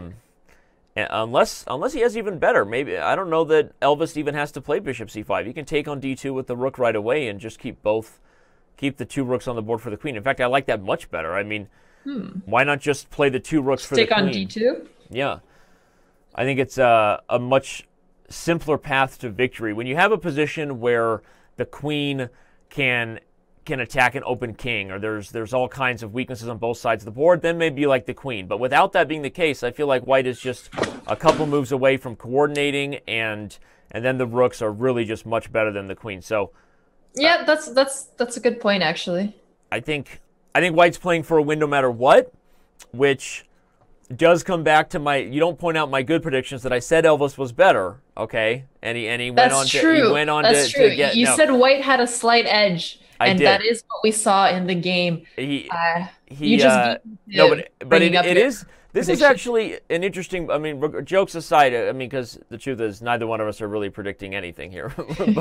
but the point is that it is instructive to see how the position opened up quickly, and being familiar with the types of dangers that these symmetrical positions, right? Everything looks totally symmetrical, but there's still a lot of potential tactics here. And this whole little tactic with the nice move a3, I think, is one of the best moves of the day so far. Drawing the queen in, launching this double attack on g7 and rook a1, and really forcing this sacrifice of the queen for two rooks to happen. So, instructive play by Elvis so far, really. Yeah. All right, well, the next round of games between the Dynamite and the Movers are underway, everybody. If you're curious, go to chess.com/live, and you can follow any of the games yourself. There's 8 games in action right now, as all 4 games in the Armenia Estonia match are going, and the next round between the Movers, you can see the score above us. The Movers are currently up 5-3. Yeah. I just checked quickly back at Sanders' game against Melkumian, and it seems like the King's Indian defense here, from Black's point of view, it seems to be almost crushing White here. Yeah. The position in the center opened up. That idea we talked about with the knight using the b3 square as an outpost to get to d4, looks like that's That's exactly what happened. Exactly what happened. And Another correct prediction by you, Danny. We have to give you credit where it's due. Now the knight is going to come into either g5 or f6, and white has all kinds of problems. There's actually an immediate tactic here, everybody. Let's say white does something. The tactic is that black will just take everything on e4 and then checkmate immediately on f2. Sorry, not checkmate, but get a crushing attack. So, which is why white had to play f4 here to get rid of that threat on f2. And so the question is, with that threat gone, what new weaknesses does black now have to attack? Something like this diagonal becoming open makes you worried if you're white because of this dark square bishop on g7. But every action... Maybe even something like g5 in the future. Yeah, I was going to say g5. Scary to open up the f file. I like it. I mean, okay, what about just a straightforward knight f6? Knight g5 is not... Is that what he played? Okay, knight g5... allows rook takes e2, and there's nothing to it because black will win a piece. So knight f6, white immediately trades, but the problem is that now you're conceding the e file. And so no matter where that queen moves, what comes next? Alexandra's g5, the move bishop g4 for black. You feel like things are getting more and more dangerous here for white. Yeah, they're getting more and more dangerous, but yeah, black has so many ways to continue the attack here. D3, okay. Okay. I like that, right? We talk about every action has an equal and opposite reaction. White had to play f4 to stop tactics on the f file, but in the process created problems on the dark square. So, you know, this is how strong players convert on attacks, right? You don't marry an idea of how you want to checkmate. You let your opponent try to defend, and you take whatever new weaknesses come to you. So I think this is a really good game right now by Melkumian. And D3 wasn't the most obvious move either. Wow, so knight D4. Yeah, he's just trying to play a rookie too. Okay, knight D4. I think queen to G7 looks super dangerous here. Okay, maybe I'm not winning on the spot. You can take F5 and then take D3, and you're guarding everything just in time. But it feels like the dark squares opening up is how black is going to win this game. I'm sure that Melkumian will calculate here with Sander only having 20 seconds. 22 seconds, yeah. Okay, well, we'll keep an eye on this one just so fans know. Moving the analysis board over to the game between Elvis and Andreasen. He did go for the endgame. He didn't keep the two rooks on the board.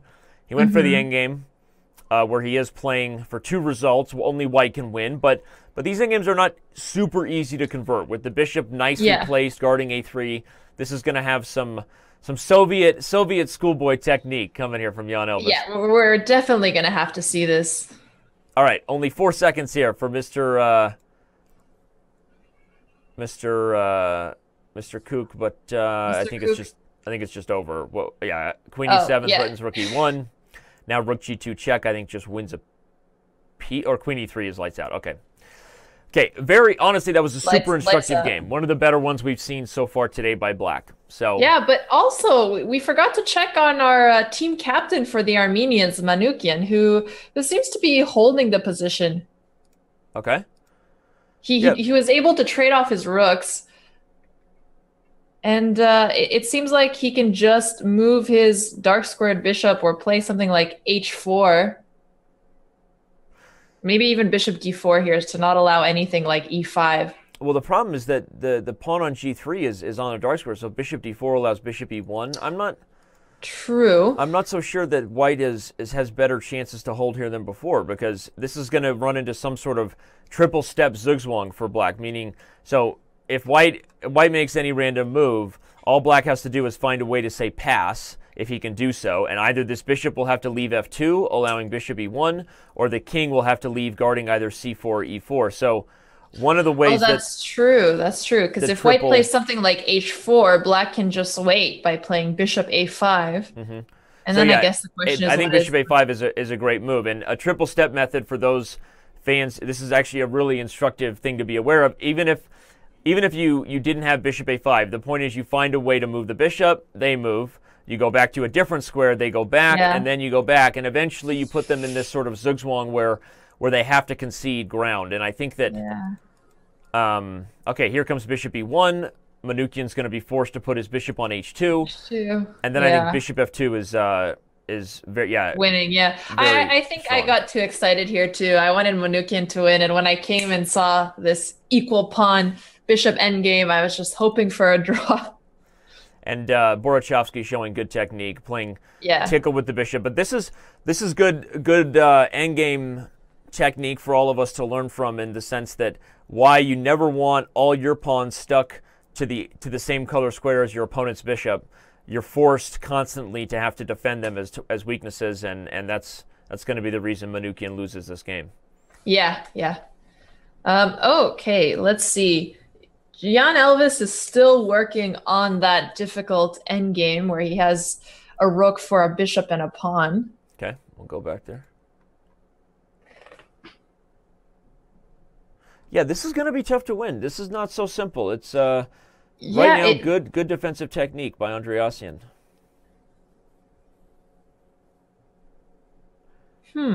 I'm guessing white is going to have to try to put black in some type of Susvang position here. I don't see how else. Yeah, I guess if black just keeps playing king e5 and king f4, do you see a winning plan for white here? Am I the only one having difficulty with this endgame? No, I don't see a winning plan either.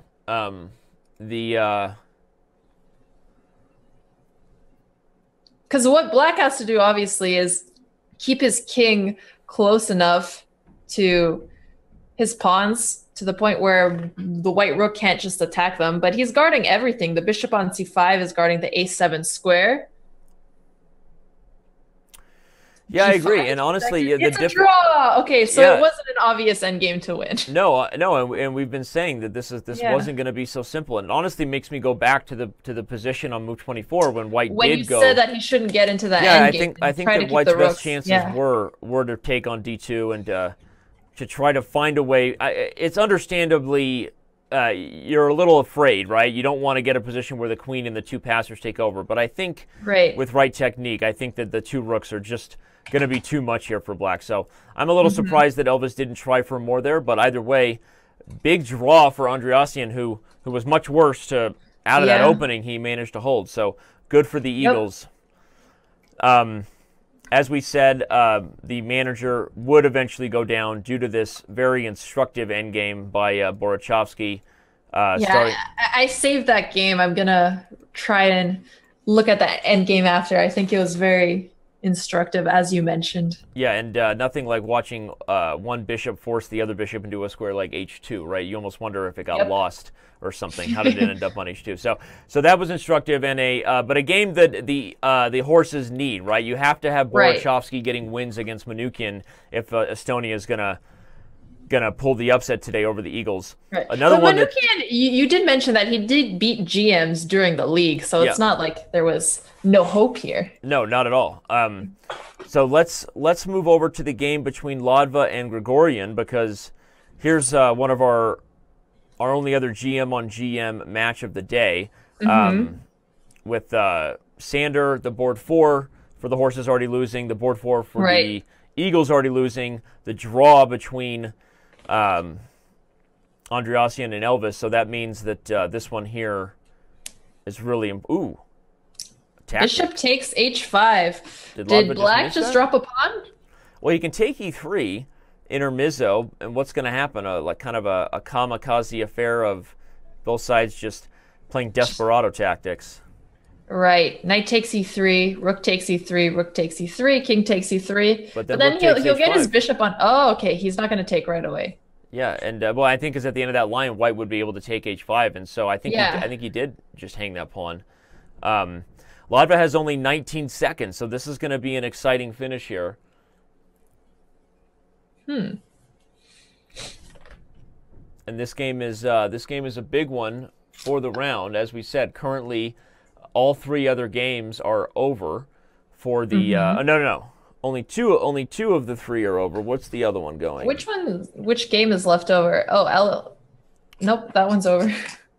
No, they're all over. Besides this one right here. So Ladva having to do his best to make sure the horses remain in. He's calculating knight d1 check here, and on king e1 if he can take f3. But I think that Gregorian is already a step ahead of him. Yeah. Bishop e4 looks like an option now. Overwhelm the rook on d3, so you could maybe take e3. Bishop e4, knight d1 check, king e1. The rook can move, but I think that white is in control. There's also just bishop takes c6 straight up. Got to be calculating that. Oh, bishop takes c6. Nope, bishop e4. Okay. Goes bishop e4. We're going to get the line we just talked about. Knight d1, king e1. Oh, king g2. Surprising. What's his idea? Maybe he can play bishop c2 here? No, because of knight e3. Yeah, knight e3 check. Well, what happens if he just plays a safe move like... Oh, no, knight e3 is a threat no matter what. Yeah, he has king of 3. Okay, he goes for it. I was just going to... What is he doing? He's going all in. What? Is there a forced mate here? If there isn't, this is really a poor decision. Was this necessary? Why did he sacrifice all of his pieces? Yeah, if there's no forced mate, it's a really poor decision because he's doing it based on the fact that Ladva's under time pressure, which is just bad chess, right? Because you want to win on the board and then have them lose on time because they can't figure it out the board. This doesn't look good for white. And black is threatening rook h4 mate. We might see a crazy finish here if white doesn't just take the draw. Yeah, rook h8 and rook check. Bishop takes g6 was such a weird move. Honestly, I think the whole the technique there was a little poor from white for the last few moves, and he's going to have to settle on a draw. Rook h4 check is coming, and it's mate. Well, that was, I guess, a good shocker. save. Yeah, a good save by Ladva. Bad technique by Gregorian, but that's going to have us with a 2-2 tie after the first round. So a successful round in our eyes, I think, for the horses, right? I mean, for Estonia. Back to this position, everybody. I think there were ideas of going for the mating net, but if you were going to do it, you should have played bishop takes c6 on move 38. Now on knight d1 check, king moves and takes the bishop. When you take on e7, the king can't get out. And I think white has better chances of creating something weird. But I'm definitely surprised by bishop takes g6. He probably miscalculated. Maybe he thought he had mate or something like that. Yeah. Well, all right. We leave the first set of games of between the horses and the Eagles behind and go back to the big round 3, where really the Dynamite have to make their move now or it's going to be all over. And we've got Viswanathan Anand taking on Abhijit Gupta. Here, Gupta, okay, well, this is the first time we've seen Anand in a worse position, like, in a really long time. So, so what's going on here? Gupta is in control of the endgame. The rook and bishop are definitely a better duo here, everybody, than the rook and knight. But not sure it's going to be enough. Okay, they just take a draw. And it was a draw. It was a GM draw. A GM draw. The reason we say the rook and bishop are better than the rook and knight, everybody, is because you dream of positions where the rook is in a position putting pressure, the bishop is taking away squares from the knight, kind of like it's doing now. But the real problem here, I think, is Gupta just doesn't have enough targets, right? Black is perfectly guarding everything, so there's no real issue despite the rook and bishop being better. Yeah. Even with a bishop against a knight, it just wasn't enough for this endgame here. Well, if they draw, and I think that's the first finishing game of this round, let's go on to the battle between Vidit Gujrathi, the future superstar of chess in India, versus one of the current superstars in Pentala Harikrishna. Whoa, this is an exciting one. We have a knight hanging on g5, but probably it can't be captured. This is a fun one. Okay. I like it. Okay, well, let's check out this game for a little bit. What is going on here? I don't know. Shout out to the chat, everybody who's with us. About 1,700 of you. Thanks for being here. There's a lot of chess going on in the world these days, and today the Reykjavik Open is at Twitch TV/chess. So if you haven't given us a follow yet at Twitch TV/Pro Chess League, that's where you are on the internet, so click the follow button. It's support fun chess entertainment. Yeah, give us a follow. This is the first round of the Pro Chess League playoffs. Nobody has been eliminated yet, but it is winner go home. Alexandra picked the movers. She went with the favorite. I made the easy choice. I went with the underdog and the Dynamite, but currently looks like the movers are in control. The Estonia Horses and the Armenia Eagles are also just underway. So thank you for being here. Shout out to Chess Bay, Squatchy,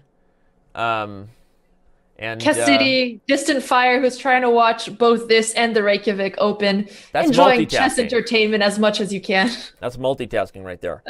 Yeah, that sounds just painful to think about. At some point, you just got to choose, right? And exactly. we won't tell Simon. Don't worry. We won't tell Simon. Winner goes home. That's right. That's right, Joshua. Winner goes home, and so it's go big or go home. All right, knight g5 retreated, Alexandra, back to f3. And then black immediately plays bishop e6, trying to eliminate some of the pressure against the king. Just because we know you all love tactics in the chat, let's show you what would have happened if black had... actually, maybe black was actually threatening to take, and that's why. Why Hare Krishna had to play his knight back on f3. My first instinct was a move like queen e2 would have been fine. Let him take it, and I'm going to mate you on the h-file. But actual calculation told me maybe it's not so simple. There's no easy way for white to get in, and a piece is a piece. So Hari decided he believed Gujarati, and now has played the move queen to b3. Okay, so kind of forcing the exchange here almost. Yeah, I don't. But after bishop takes c4, queen takes c4, it seems like white's attack is temporarily put on a pause. Yeah, because black has a pretty solid position. Maybe He's completely on the pause. Well, and white doesn't have any good castling options here. Yeah, I agree. I think the white is still positionally doing okay. I evaluate the bishop on e3 as better than the bishop on d6, mainly because, like the endgame we just saw, right? The bishop on d6 is a little worse, doesn't have a lot of activity. I think the bishop on e3 is still the better minor piece. So I like white's position. White's a little bit better here, I think, and if white could get castled long and then maybe still run the g-pawn. Whenever you've got this pawn on h6, there's a chance to pry things open for an attack. So True. I still like Hari a little bit, but okay, but we're going to find out his intentions. I think he's going to castle long here, Alexandra. I think he's going to go all in. He has to here. He's going to roll the dice. Come on. Right. If he castles long, then after queen takes g2... I just assumed Well, after queen takes g2, white could just take on e6, so that doesn't work. Yeah, I guess I assumed the pawn on g2 was poisoned just because the g-file, but maybe very poisoned pawn. Maybe he can take on e4. No, but it's not so simple, actually. I think you could take g2. If bishop e6, you have queen takes f3 instead of taking back on e6. Got it. So he does have some counterplay there. I still think it's super dangerous, but he doesn't have to take back on e6. Yeah. But it's too dangerous to open up the king side like that, right? I think so, but I mean, I don't know if you've got the memo, but I've been wrong before. So, I don't, shocking, right? Everybody's wrong, Danny. It's all kidding. good. No, Tanya drew her game. I'm wrong. Okay, Tanya drew her game. Let's go check it out. Where's it at? Tanya versus Daria. Oh man, that's actually if anything just a big hurt there. Yes. For the Dynamite. Yeah. Not sure what happened here. In fact, Tanya is even just taking a draw so early. I think she's just so much worse here. She decided she can't play on. Yeah. But to me, I think that's just a practical mistake regardless, because you think she should have played on? Well, I mean, you're 2400 versus a 2100. I think you have to play on for the team. I mean, to me, that result seals the Dynamite's fate even more. And the reason we say that, everybody, is because it's not just that it's an upset. If you can see it's a 2100 drawing a 2400, you can see that in front of you. But even according to our pre-match predictions, I mean, this just moves the needle. The pre-match odds are above, the live odds are below, which means the movers are just getting closer and closer to what we predict.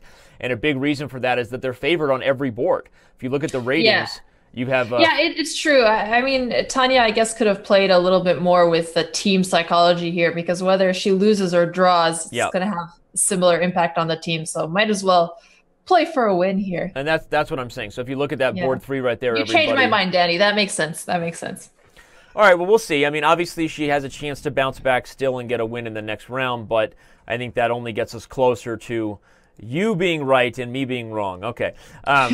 Moving back to the game between Hari and Gujarati, we've got... He did castle queenside, and white took on e4 instead of on... Oh, they traded the bishop on e6 too. Okay, a lot of things happened. A lot of things have happened. What happened since we left was queen g6, captures e6, and then castles long.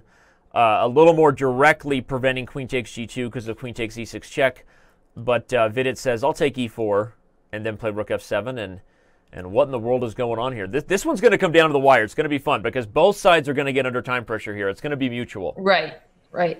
So both sides are going to be under time pressure. Both sides have a really good chance for a nice attack. It'll be double-edged. Probably the favorite type of game to watch for everybody here. So again, if you're just joining us, the third round going down between the Movers and the Dynamite saw Anand, draw Gupta. Sachdev gave up a draw to the board 4 of the Movers and Miss Daria Parnali. So we have 2 games still going. One is the one right here between Pentala Hari Krishna and Vidit Gujarati. The other game still going, which we'll move to right now. Yeah. For those of you tuning in, as a Pleasant Illusion just pointed out, today is super exciting because we have 3 teams with, 2 players over 20, at least 2 players over 2,700. That's right, and this is such a strong lineup. All 3 players, the top 3 players in India are playing here in this match. It's almost like we have the Indian Olympiad team. The India All-Star team, yeah. Yeah, exactly. And the last game we hadn't had a chance to look at yet is Diptalyan Ghosh versus Hemant Sharma. Ghosh is, I think, just better here. Whether it's enough to win, we'll find out if he can make sure the c5 pawn is a long-term problem, more so than the b3 pawn. But I think Sharma's doing okay here, but probably only Mr. Ghosh can get the win. Look at that move. Bishop E5. After queen takes b3, I'm guessing white is going to play... Well, I think white just trades and then plays rook d8, and there's no way to stop bishop d6. That's the idea. True.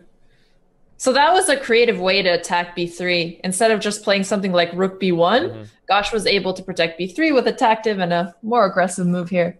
And Sharma's going for it. Is this a blunder, or is there a way to defend the threat? I see the line. Okay, he's going to play queen takes, rook d8, and then play rook b6, preventing bishop d6, and hope that he can play f6 and get the king out.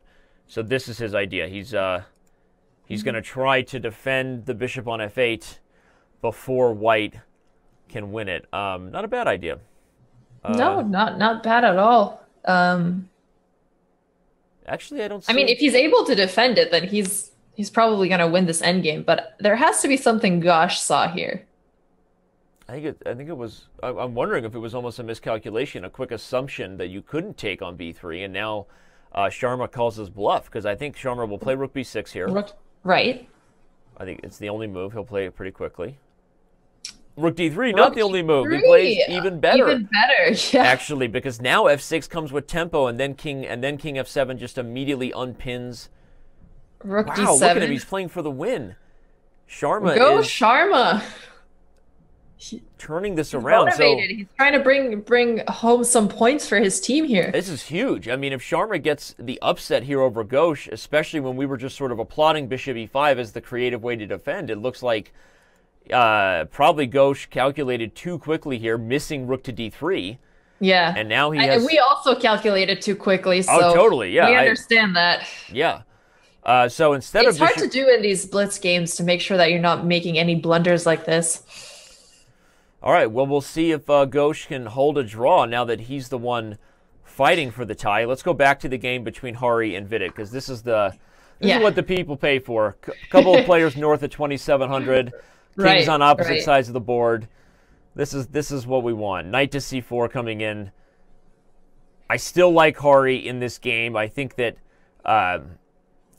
he's not going to complete a mating attack anymore, on the king side, but I think positionally he's just better. Black is the one having to sacrifice an exchange to break through, whereas white might just be gobbling a5 and then having the long-term advantage in the endgame. Yeah, I also favor Hari Krishna here. Okay. Well, just over 2,000 of you now. Thanks, everybody, for being here. If you're just tuning in, the Pro Chess League will be going all day here on this channel. So if you haven't given us a follow yet, follow the channel so you can get notified for future league events and shows. Right after this, we will have Grandmaster Robert Hess and International Master Anna Rudolph taking you through the Central. So stay tuned for them. They're a lot of fun to watch. Yeah, we'll have them taking us through the Central, and then later on we have even more. We have the Atlantic Division, the Pittsburgh Pawn Grabbers, you have the St. Louis Archbishops, then you got the Chengdu Pandas. It's win or go home at this point, and we are in countdown mode to the finals, the in-person finals in San Francisco. So if you haven't been following the Pro Chess League, now you are. All right, he takes h4. I think that. Well, what do I think? I think that was pretty obviously good for black, actually, and knight takes h4. Yeah. Why was black breaking through just so much more quickly than I thought he would be? I guess just I was focused on a5, and I guess a little bit biased toward thinking Pentala Harikrishna was better. But after h4 falling and the knight coming into f3, I'm changing my tune. I'm singing a new song. I'm suddenly much more worried about Hari Krishna's position, and the fact that he's the first one under 2 minutes. Okay. Well, white can still take on a5 here, which is what we were saying earlier. Yeah, but then rook takes f2. Takes f2. And then knight f3 is coming, and rook h1. Okay. So Hari Krishna's trying to do something since he just lost the pawn, but he's going to try and keep the pressure on the king side here and take advantage of the open files, because what else is he going to do after he lost h4? Yeah, and I guess he's threatening to maybe take on h6 in some positions. We could get some wild lines. If this knight doesn't go to f3, I'm going to guess that Hari might just bring the other rook to g1. If the knight does go to f3, okay, he goes to f5, but if the knight had gone to f3, I was wondering if there were tactics on h6. So because of that, Gujarati puts the knight on f5, guarding h6. Hari immediately plays queen b5, threatening both a5 and e5. Queen f2. Here comes knight takes e5. Yep, he's going to take with the Okay, queen. there we go. So now he's going to have some interesting pins going on. If black takes back with bishop takes e5, queen takes e5, there we go. Now black's knight is kind of tied into h6, at least for 1 or 2 moves. I agree. 1000% was just highlighting that. Queen and now b6. Queen b6 guards h6, everybody, so there are no immediate tactics. But here comes a move like rook f1. Wait, so bishop takes h6 doesn't work here. I wish it did. But why not rook f1? Rook f1 looks super scary. Ooh. Rook f1. Maybe rook b8. Okay, he plays rook g1, which was... Okay, so what's the next move? I'm wondering what he sees that we don't, because rook f1 to me looked really straightforward. I guess the idea is you weren't even really threatening to take f5, because if you did, it was just a check on h6, and maybe there was nothing to it. So Hari is playing for something bigger picture for the attack than just the immediate threat on f5. Okay, I like it. Yeah. We have a problem. Coffee's gone.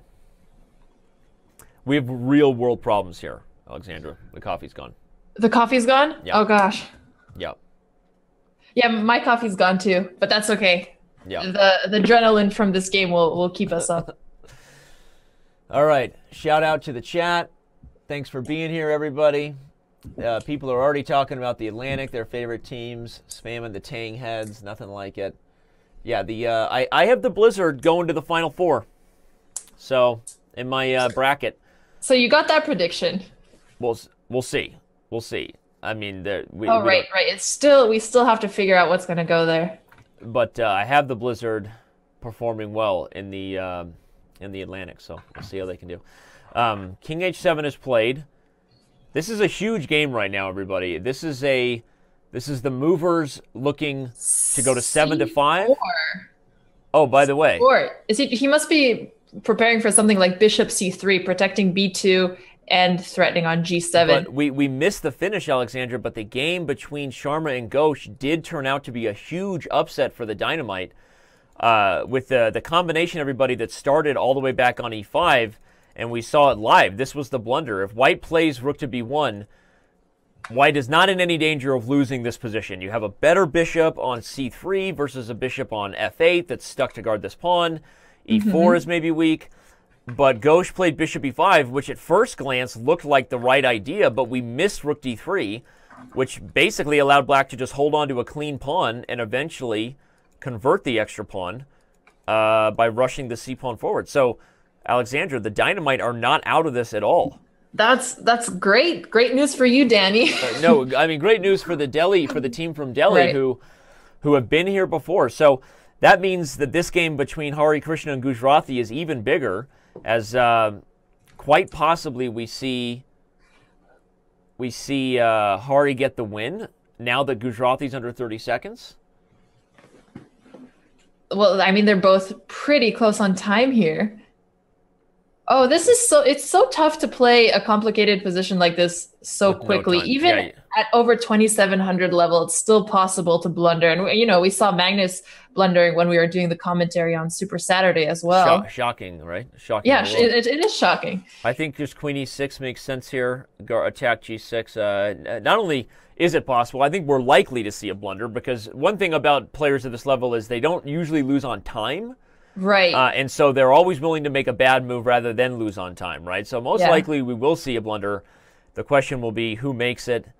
And now Hari is getting under time pressure, calculating something here. He's calculating something strong, whether it's queen e6. Okay, I queen think e6, yeah. To me, that was the obvious move. I'm surprised he didn't play it faster, but the main reason I think it's obvious is because rook g8 isn't possible.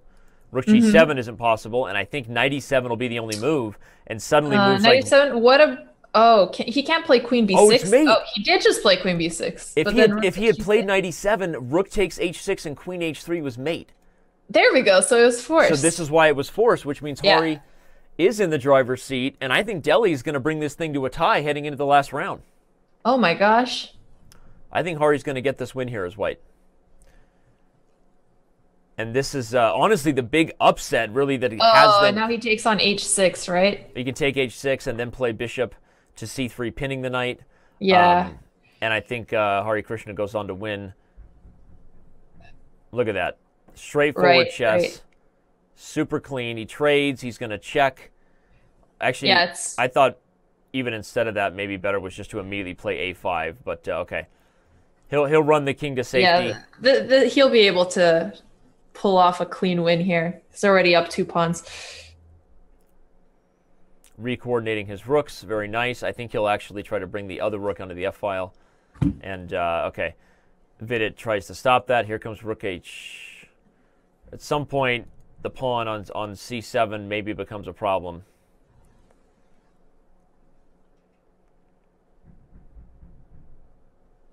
Yeah, Hari just showing good technique. Hari was able to pull this off. Amazing. This is one of the most exciting games of this round. For sure. I mean, obviously, because it was also it's the biggest game by far of the Dynamite's franchise, right? I mean, this was the match right here. This was the match. They just won, courtesy of a huge upset win by Mr. Sharma, which we just finished showing you, and then Patala Hari Krishna winning the 27 on 2700 battle. We have a tied match, 6-6 heading into the last round. You know what that means? We're going to have Anand versus Hari Krishna, Gujrathi versus Gupta. So it's coming down to the stars in the last round. I know which games we're going to be paying a lot of attention to. And then on board 3, we've got my bad. Moved to the wrong scene there, everybody. My apologies. We've on board 3, we've got Ghosh versus Sachdev. So Ghosh, unable to do what he was supposed to do against Sharma, will have to do what he's supposed to do against Sachdev, and Sharma will be the heavy favorite against Daria Parnali. So still anybody's match here. Still anybody's match here. And let's check back also with how Estonia is doing versus Armenia. Also an interesting, The first one I brought up was Ladva's game versus Manukian. But if you see a more exciting one, just shout it out. Ladva tends to have pretty interesting games. We have... just kidding. You were telling him how they were a little bit boring. Elvis is boring, and so is Ladva. Elvis is boring. The Estonia Horses have a lot of good old-school boring chess. There's nothing wrong with that. But all right, Okay, Latva just plays the move e4. Without knowing how we got here, the bottom line is probably white has a tiny edge in this endgame. Maybe like tiny? Like tiny? I don't know. I don't think you said tiny enough there. A little, I should say it a little bit more. Right. So I think white has a small edge in this endgame, but the worry is if you just take on d5, black will take with the knight, and then you have the isolated pawn on d4. So not sure it's really anything too much to write home about, but we do have a game that just, no, not this one, the game that just finished, or is wrapping up. It looks like Andreassian is in control against Sander here.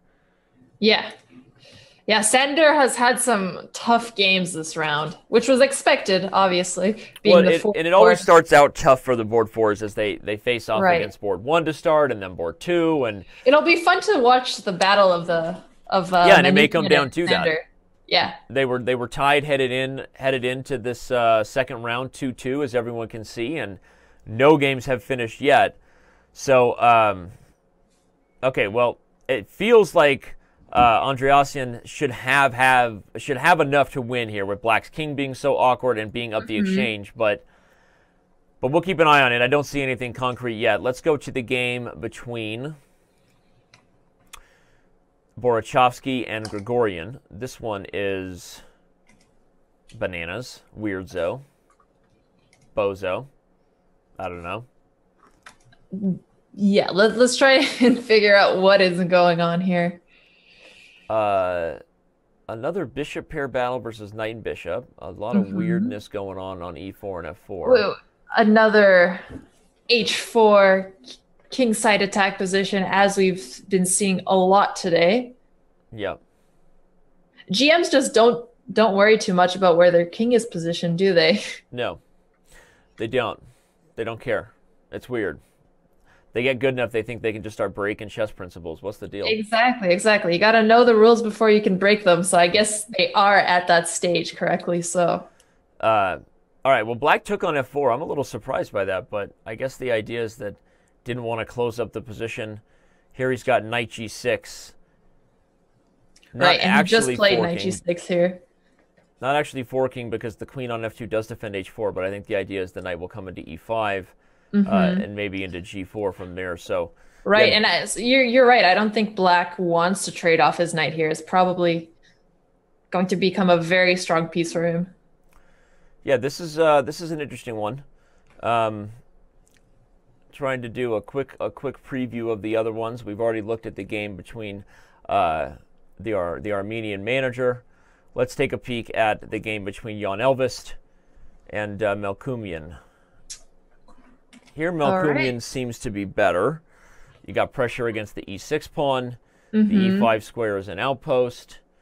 And this knight on a5 doesn't seem to have a home on c4, at least not currently. So, yeah, Elvis's pieces are a lot more awkwardly positioned here. He still has a knight on b8. I guess his bishop on f6 is at least holding the position here. But he's just so behind in development. His poor rook on a8, while white has both of his rooks already doubled on the e-file.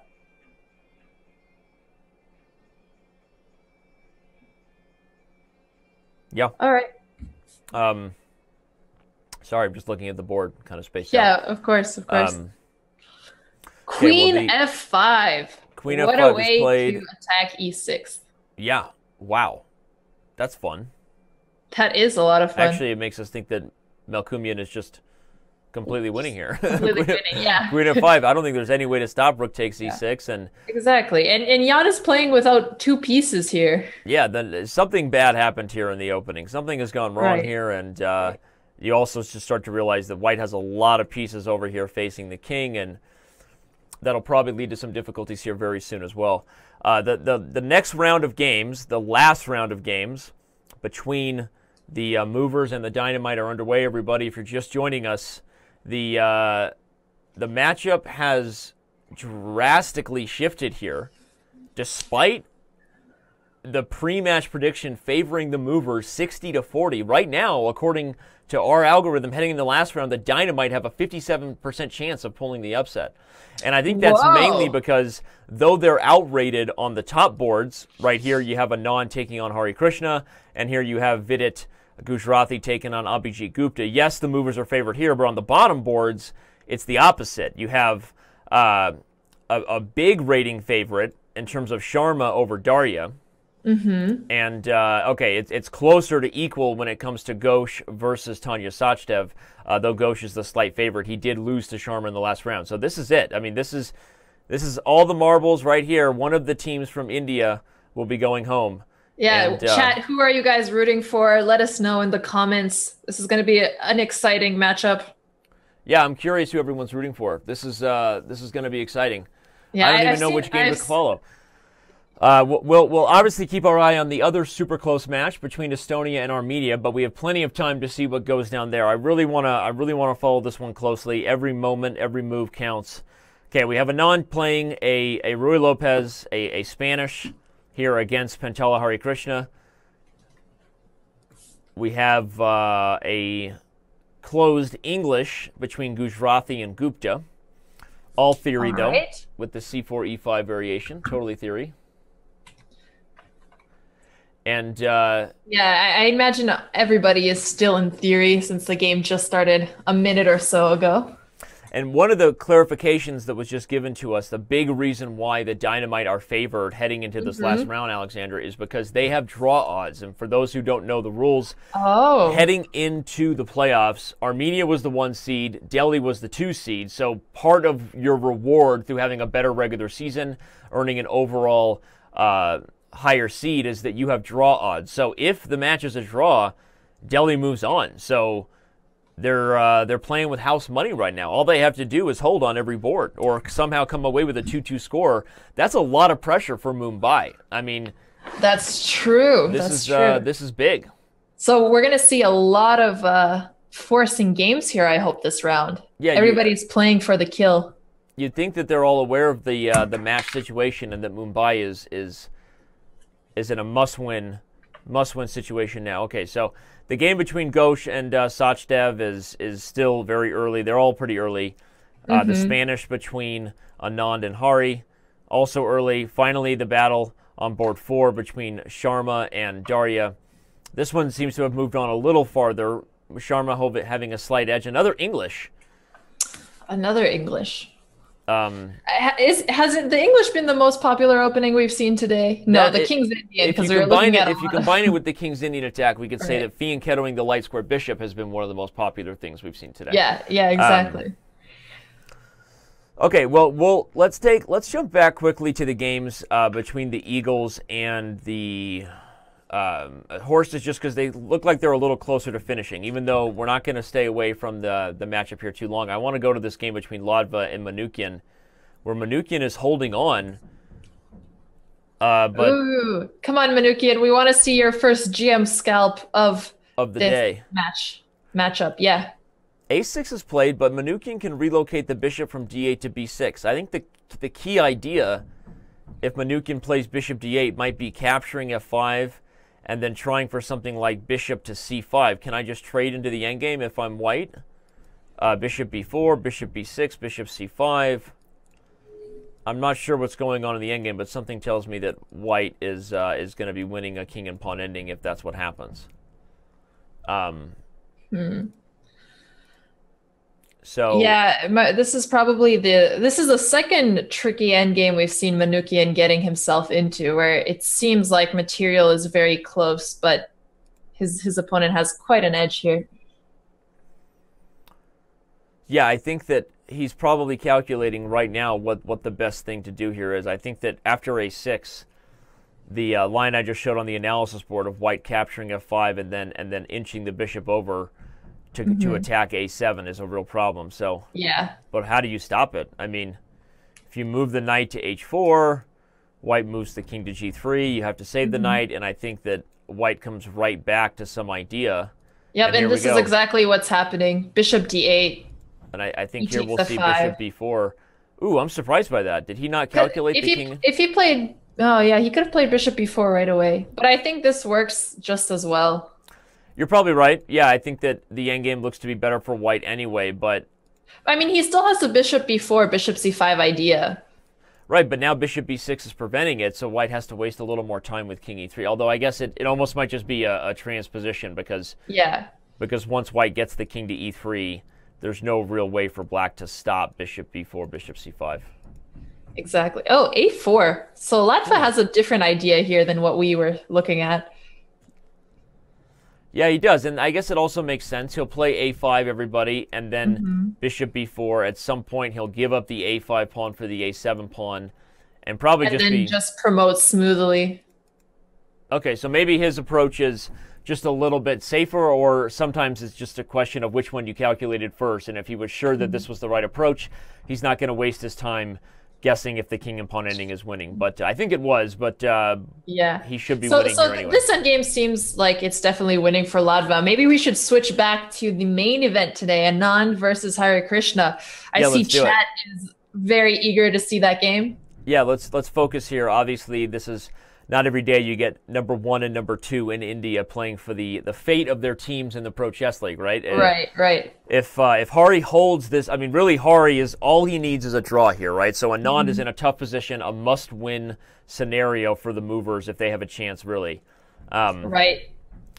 So okay, let's analyze it. I feel like this is Anand's specialty, though. Here he's taking a moment of pause to calculate, but these types of positions, G4. These are his specialty. G4 right away. We know he's going for the win here, like you just mentioned. The question is he just going to immediately put the knight on F5, or sit on it? Because black isn't really in a position to unwind very quickly here. So white can maybe play moves like rook e1 if he anticipates the e-file coming open. Although. But after rook e1, if rook takes on d1, white would have to take back. Yeah, and then maybe e4 is a problem. So I think knight f5 is forced here. Yeah, knight f5 just, and it doesn't seem like there's any reason not to go for it. But the thing you have to be worried about or calculate is that if black can take it, and if you take with the e-pawn, do they immediately try to play something like e4 and breathe a little life into the position so that they have some counterplay? Well, Anand just played knight f5, so I guess we're going to figure out what happens after bishop takes f5. Very soon, yeah. Oh, queen e8. Queen e8 immediately, but I think that puts Anand really in the driver's seat here. Yes, it does. What's the plan? King g2. You could also. Are you saying king g2 because you're just rook e1? Okay, so Anand is just slow. Gonna sit on the position, but I think white is just much better here. So this is all not necessarily all prep, but it's definitely a position that Anand is I think comfortable with and knows white's plans really well, and you can just tell by the time Hari has to try to think a little bit of his way out of this. I like king g2. I guess I was thinking that I want to have the idea of flipping to the king side. I want to play h4 and h5 at some point, but Anand is just sort of sitting tight right now and asking Hari what he wants to do. Yep. Napoleon says that Tanya's game is heating up a little bit. Let's check that one out as well. Tanya's playing GM Gauche. Ooh, wow. Ooh, she has an interesting position here. Yeah. Okay, so going in for the attack very quickly. Already just on move 16, queen g4. Yeah, and does she have any immediate threats here? I was going to say, the risk is I don't think she does have any immediate threats, and so the question is if black takes on d4 and tries to come in on the c-file, something like queen c3, what is white's concrete idea that justifies the queen on g4? We have the rook hanging on a1. We have takes on d4, and I also first looked at it and thinking, ooh, nice, right? You got a queen online with the king, and then the moment you calculate, you go, wait a second. But what's happening on the other side, and where's the white's attack? Yeah. Okay. Yeah. Yeah, it's true. It looked scary at first for white, but Well, here comes queen c3, and I guess one idea is you can just develop the bishop to e3. So from there, you'll guard d4. You actually protect the rook on a1, and I think white's okay. Okay, queen d7 here instead. Okay, black still can't take on d4 right away because of bishop takes h7 check. So black has to have some other plan here with queen d7. Not obvious to me what black wants to do here. Sitting tight a little bit. I think that Right. the long-term features of this position favor black, everybody. The main reasons is black has a 2-on-1 on the queen side, and this d-pawn is the most obvious positional weakness on the board, right? So I think that black is making sure that he coordinates and calculates properly. I kind of like this bishop d5. He'll play queen b7. He's got a battery here, and again, the long-term features favor black positionally because of the things we highlighted. So it's really up for Tanya to prove that she has some sort of counterplay on the king side or not, and so we'll see if she can. Yeah, this was a nice move by Gosh. I guess, like you mentioned, his plan was just to slightly improve the placement of his pieces a little bit. Bishop d5, definitely a nice move. All right, let's go back to the game between Vishy and Hari because it's heating up. What did we miss over the last couple moves we have? This moved very quickly. Rook d7 was played. Anand gobbles it up, and the reason he has to take with the knight on d7, everybody, is queen takes would allow the e5 pawn to fall. But that allows h4, as now the knight on f6 isn't hitting g4, and white continues to roll forward. So we see Hari is trying to find accurate defensive moves, but it's getting more and more dangerous here. I like Anand's chances, and again, I am biased because I'm looking at the name of who's playing the white pieces, but this seems really, really tricky here. Okay, let's calculate. If bishop, he takes g5. Knight takes g5, he has to take back. If bishop g6, the question is how quickly will the h-file become a problem? Can white play queen e2, queen g4, king g2? Oh, he doesn't even worry about the h-file. He just plays knight f5. Aggressive. It seems like he's just bringing his pieces as close as possible to black's king, cornering him up here. He's going to have to try and attack on the h-file in the future, I would think. Yeah.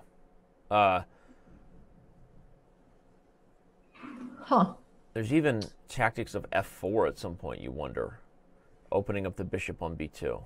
Right. You're thinking that looks pretty crazy. I mean, Anand's already moved most of his pawns on the 4th rank, so I wouldn't be surprised if he does that as well.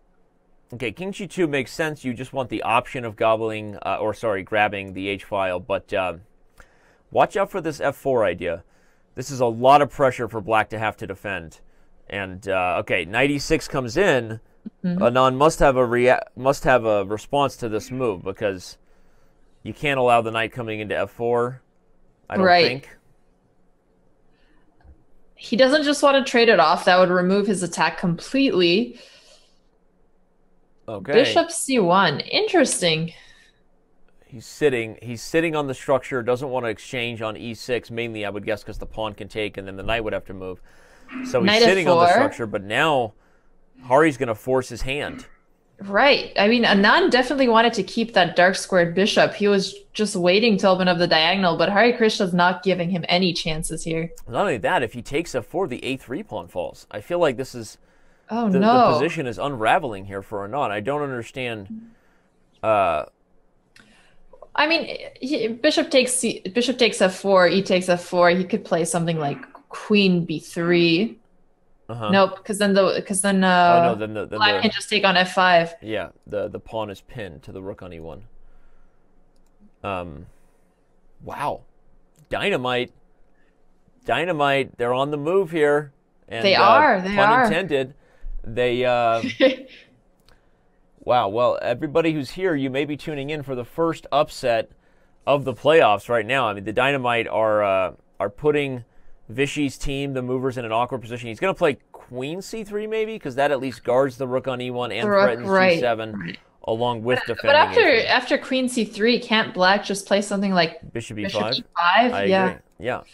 And okay, at least then queen b3, and black isn't winning any material because the pawn on e4 is no longer pinned. But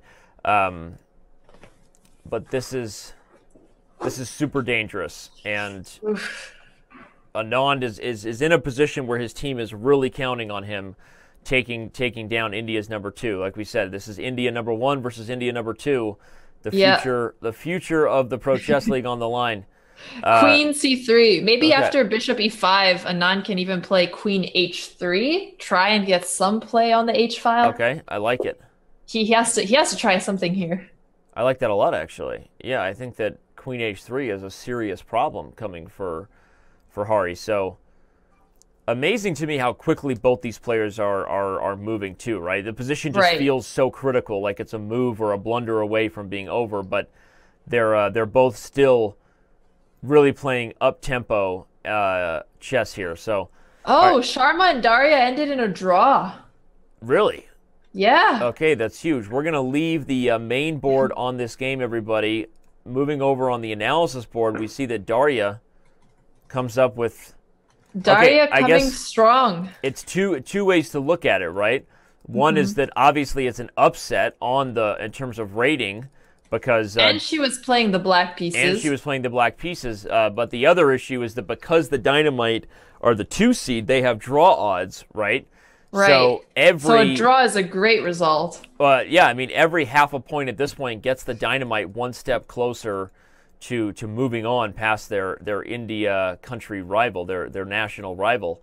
Wow. So, yeah, it looks like the position was just a draw. They petered out to an obstacle bishop ending. So I don't know who to congratulate for that draw. I know that in terms of the results, we're still in the position we are, which is the top 3 boards are going to decide the match. So we've got the offer on the board right now from Hari to trade queens. Let's go to the game between Gujarati and Gupta, because this is also a pretty dynamic one.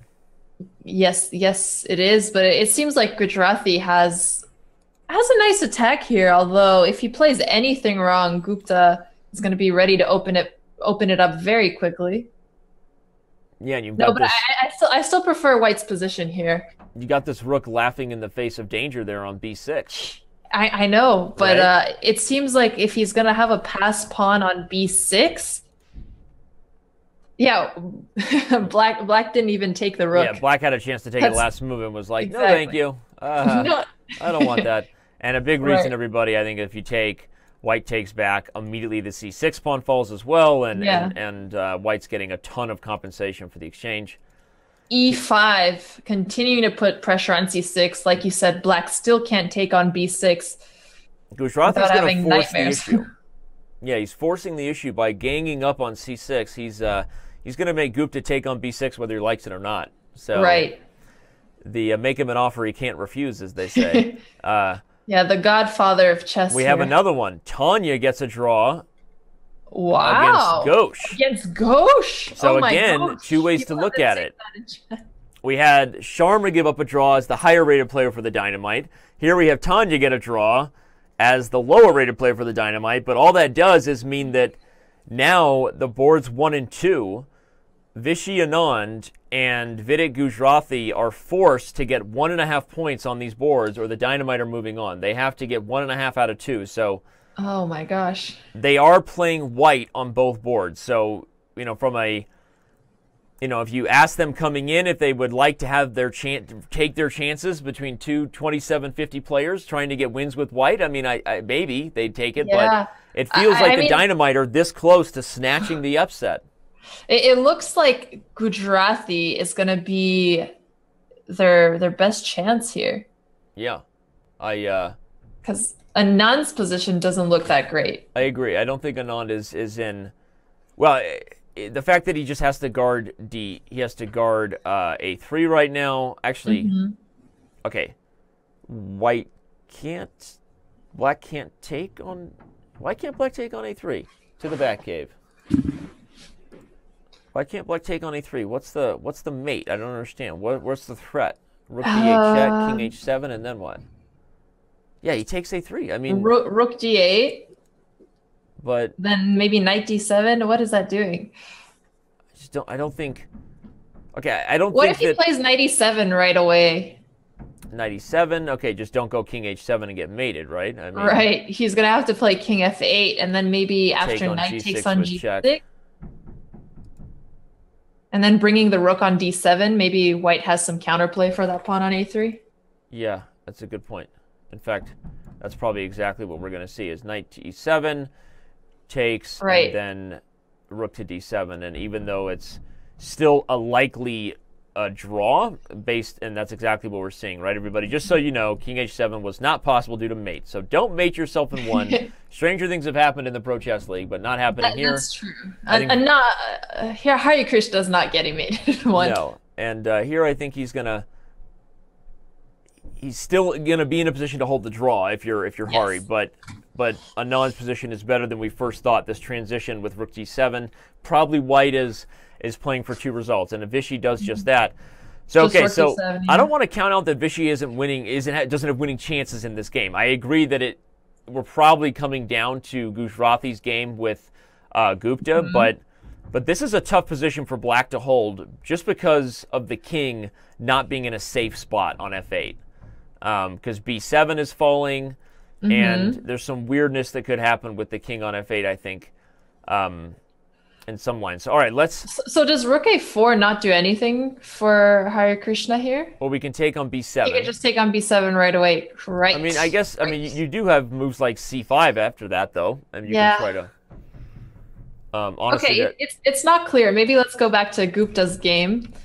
Yeah, I think you're right. I think the most likely result here between Anand and Hari Krishna is a draw. So if we focus on the fact that the movers either get a full point from their young 2700, or the Dynamite move on, whether Gupta gets a draw or a win, all coming down to the wire here. I wonder if Anand is checking out Gujrathi's game at all, because he has to know whether he has winning chances or not to know if he has to push the game.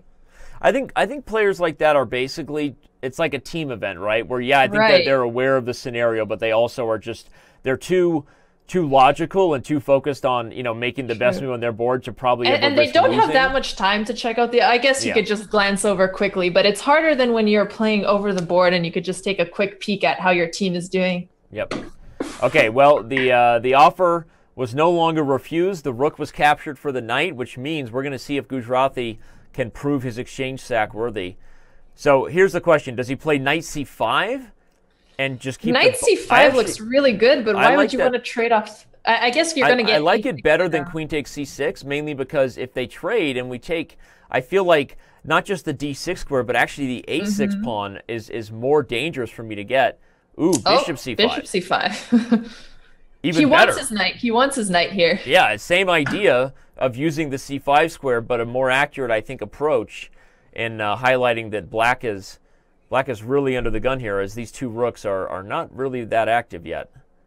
I love this exchange sack. This is another great example of grandmasters breaking rules, where Gujrathi has doubled pawns, but they're actually helping him a lot in this position. Yeah, it's a great point. Super effective, guarding all the critical squares.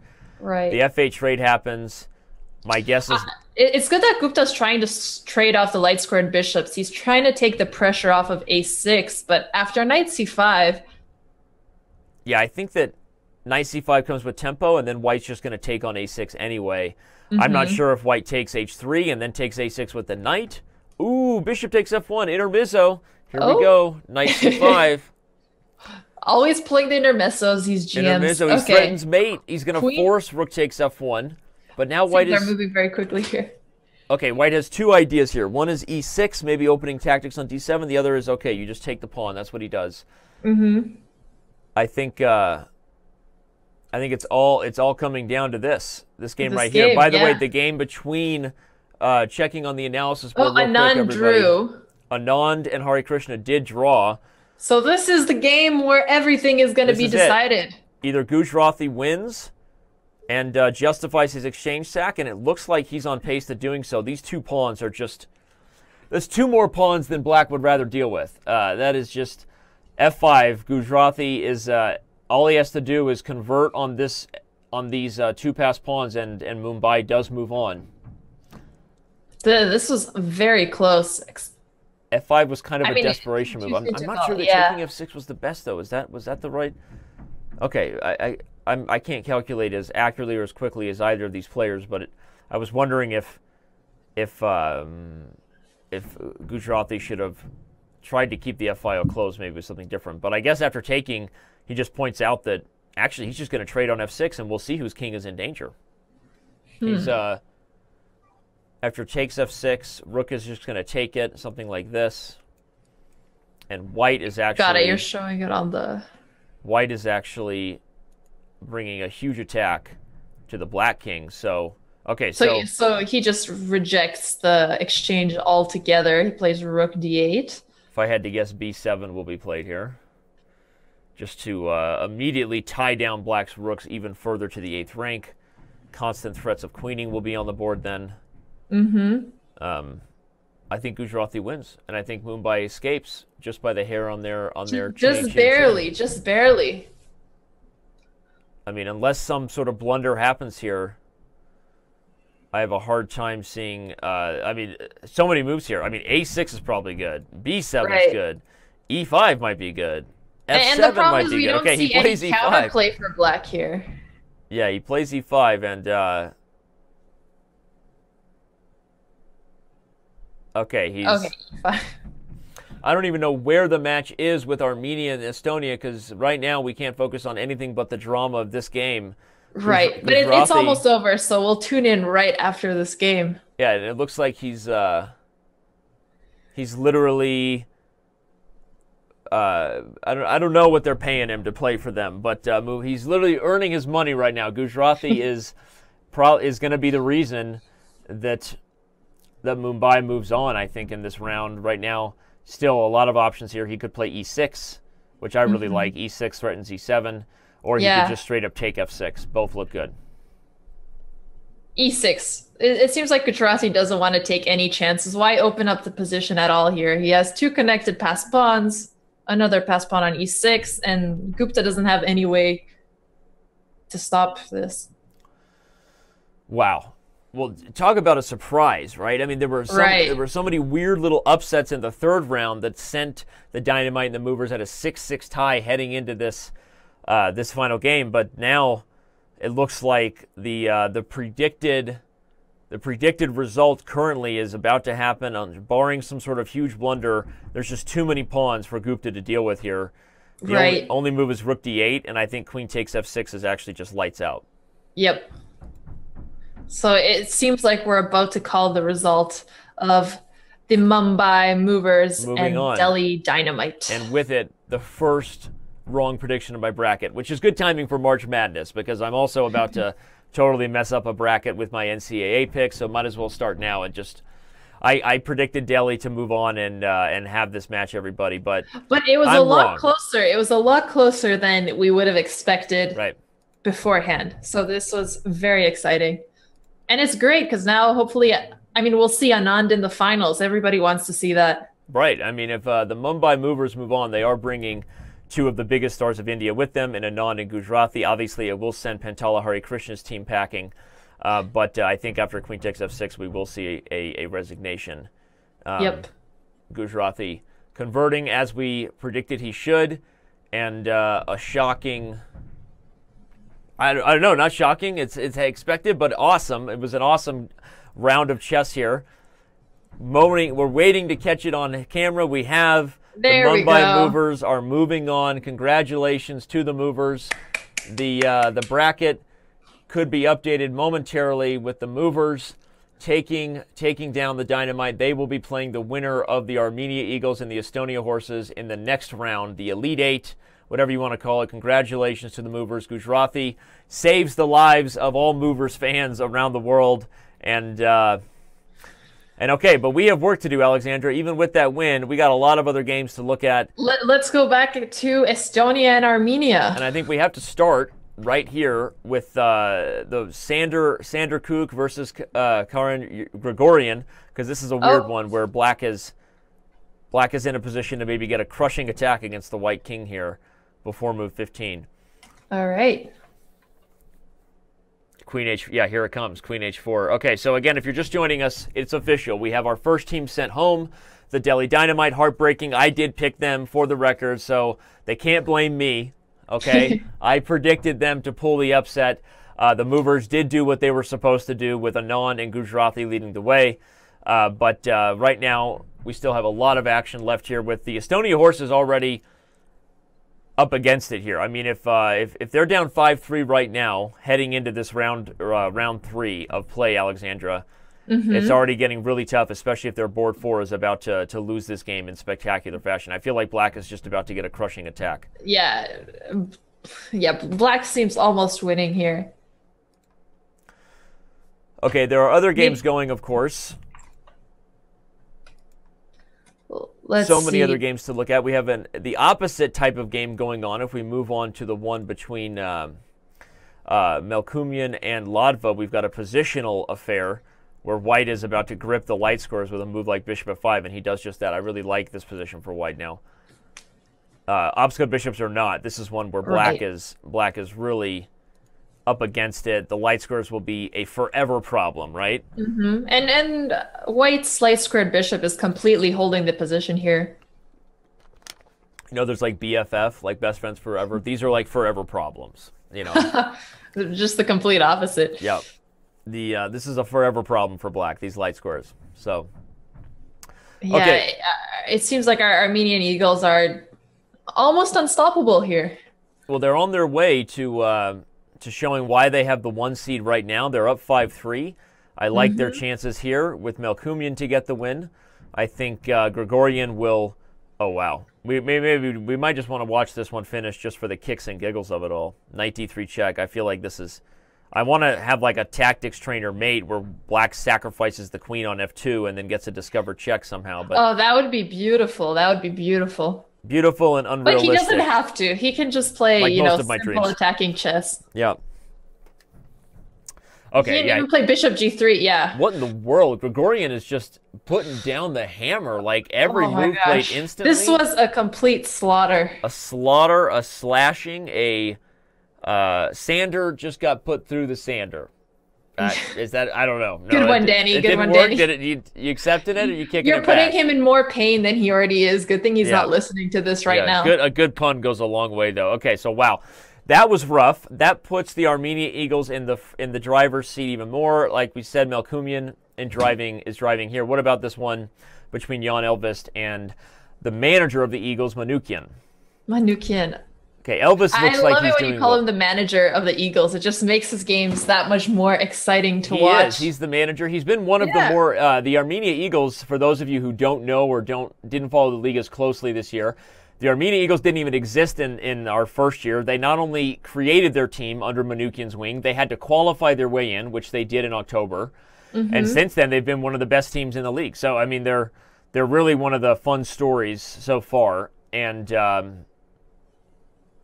Manukian has been a big part of that, both managing and overperforming his FIDE rating, which is, again, we've talked about how key it is to have somebody who can hold their own on the last board who's underrated. I think he's worse here, though. Has somewhat of an interesting position here. Oh, rook takes b5. Oh wow! I was going to say he's worse here, though. I think that there were problems there. Okay, he's going to sack the exchange, and he's going all in for a mating attack that I don't really buy it. Yeah, if I'm Elvis, I just take c5 and. Yeah, this. Well, you know, Manukian at least. What? Oh, rook f4. He's trying. The manager is trying. The manager is trying. Crazy idea. Amazing stuff. Okay. I don't know if it works, but I love watching it either way. I feel the same way. To the Batcave analysis board we go. Rook takes h4. This is a crazy line. Look at this. He plays rook takes b5, knight d4, threatening mate on e2, and then rook f4, threatening rook takes h4. And I don't see any way to stop it for White other than bishop takes f3. Yeah, and if bishop takes f3, can't Black still take on h4? No, he probably can't, because then the king can escape to g2, although it's unclear because there's knight f4 after. Yeah, bishop takes f3, rook takes h4 is... Yeah, you could still take. Queen a7 check, okay. So the king just runs away a little bit. King h8. It's the only move, because if king Elvis was trying for a blunder, if king h6, queen e3 would have been played, everybody. Right. Wow, what a combination there, starting with rook takes b5, followed by knight to d4. Amazing stuff. The Is he? It looks like he's winning here. I don't see a way to stop it, because again, if bishop takes f3, you just take h4 anyway. King to g2 allows bishop h3 check, followed by anything else that's going to be made at some point. Manukian, our favorite manager and our favorite player of this match. And if everything gets traded, it'll be a similar story, ending with mate on either on h3 somehow. So I think Elvis should resign here. Honestly, I think it's just over. Yeah, good point. And Zanari in the chat said Elvis has left the building. That was a good one. Classic. That was a good one. Classic. That's I don't know if that's been used before. That's a Danny Rensch awkward pun. I mean, that's on the level of, that's good stuff right there. You're inspiring people to create more puns in the chat. To make awkward puns. That's right. I'm looking at Grandmaster Georg Meyer in the chat, hanging out. It's just checkmate on the Artak. Yep. Yeah. And he won. Oh, Georg is here, says he's getting in the game. mood for later. We've got Artak Manukian putting on a show for the Eagles fans and leading the way for his team, not just organizing it, but leading with some big wins. So only one game going. I was about to say Manukian should inspire all of us to spend more time on Tactics Trainer. That was nice. Clearly played off in this position. The game between Andreassian and Borochovsky is not nearly as exciting as the rook sack for mate we just saw. Right. It's a nice endgame here. Nice endgame. And then back to the game with Melkumian, where the Opscode bishops are greatly favoring the Eagles again. So, I mean, at this point, they're on pace, dare I say it, to clinch the match before the final round. The Armenians just had a clean because if win Melkumian wins, they got 8. And then if Andreassian can, at least hold some sort of draw here, they're wow.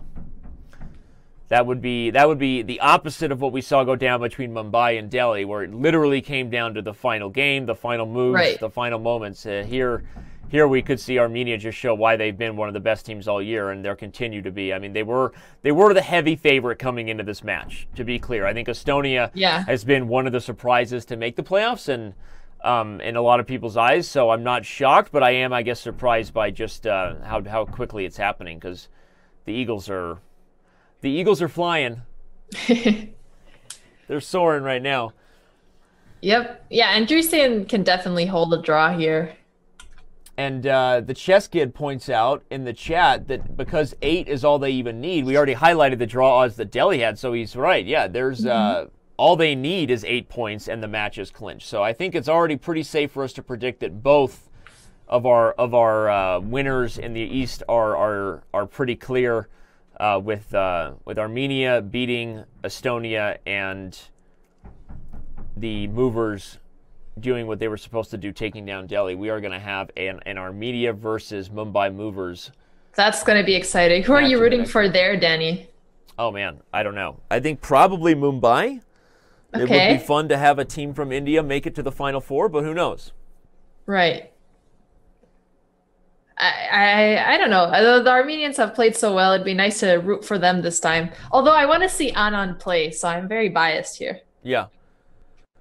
Yeah, the Armenian team, one thing that's cool about them too is the India team is also pretty much all people from India, but the Armenian team, I don't know if they really have any free agents. It's all Armenian players, so it's a truly local team. I'm pretty sure about that. I'm sure that talent. Mr. Shahadi will correct me if I'm wrong, that they do have a couple free agents that I wasn't aware of. But for the most part, it's all homegrown talent. It's been a pretty consistent lineup throughout the year with, as we said, the manager, Manukian, holding it down, and Andreassian. Yep, I just checked. So they only had one free agent who was GM Kirill, and he only played 4 games, though. Yeah, so. Yeah.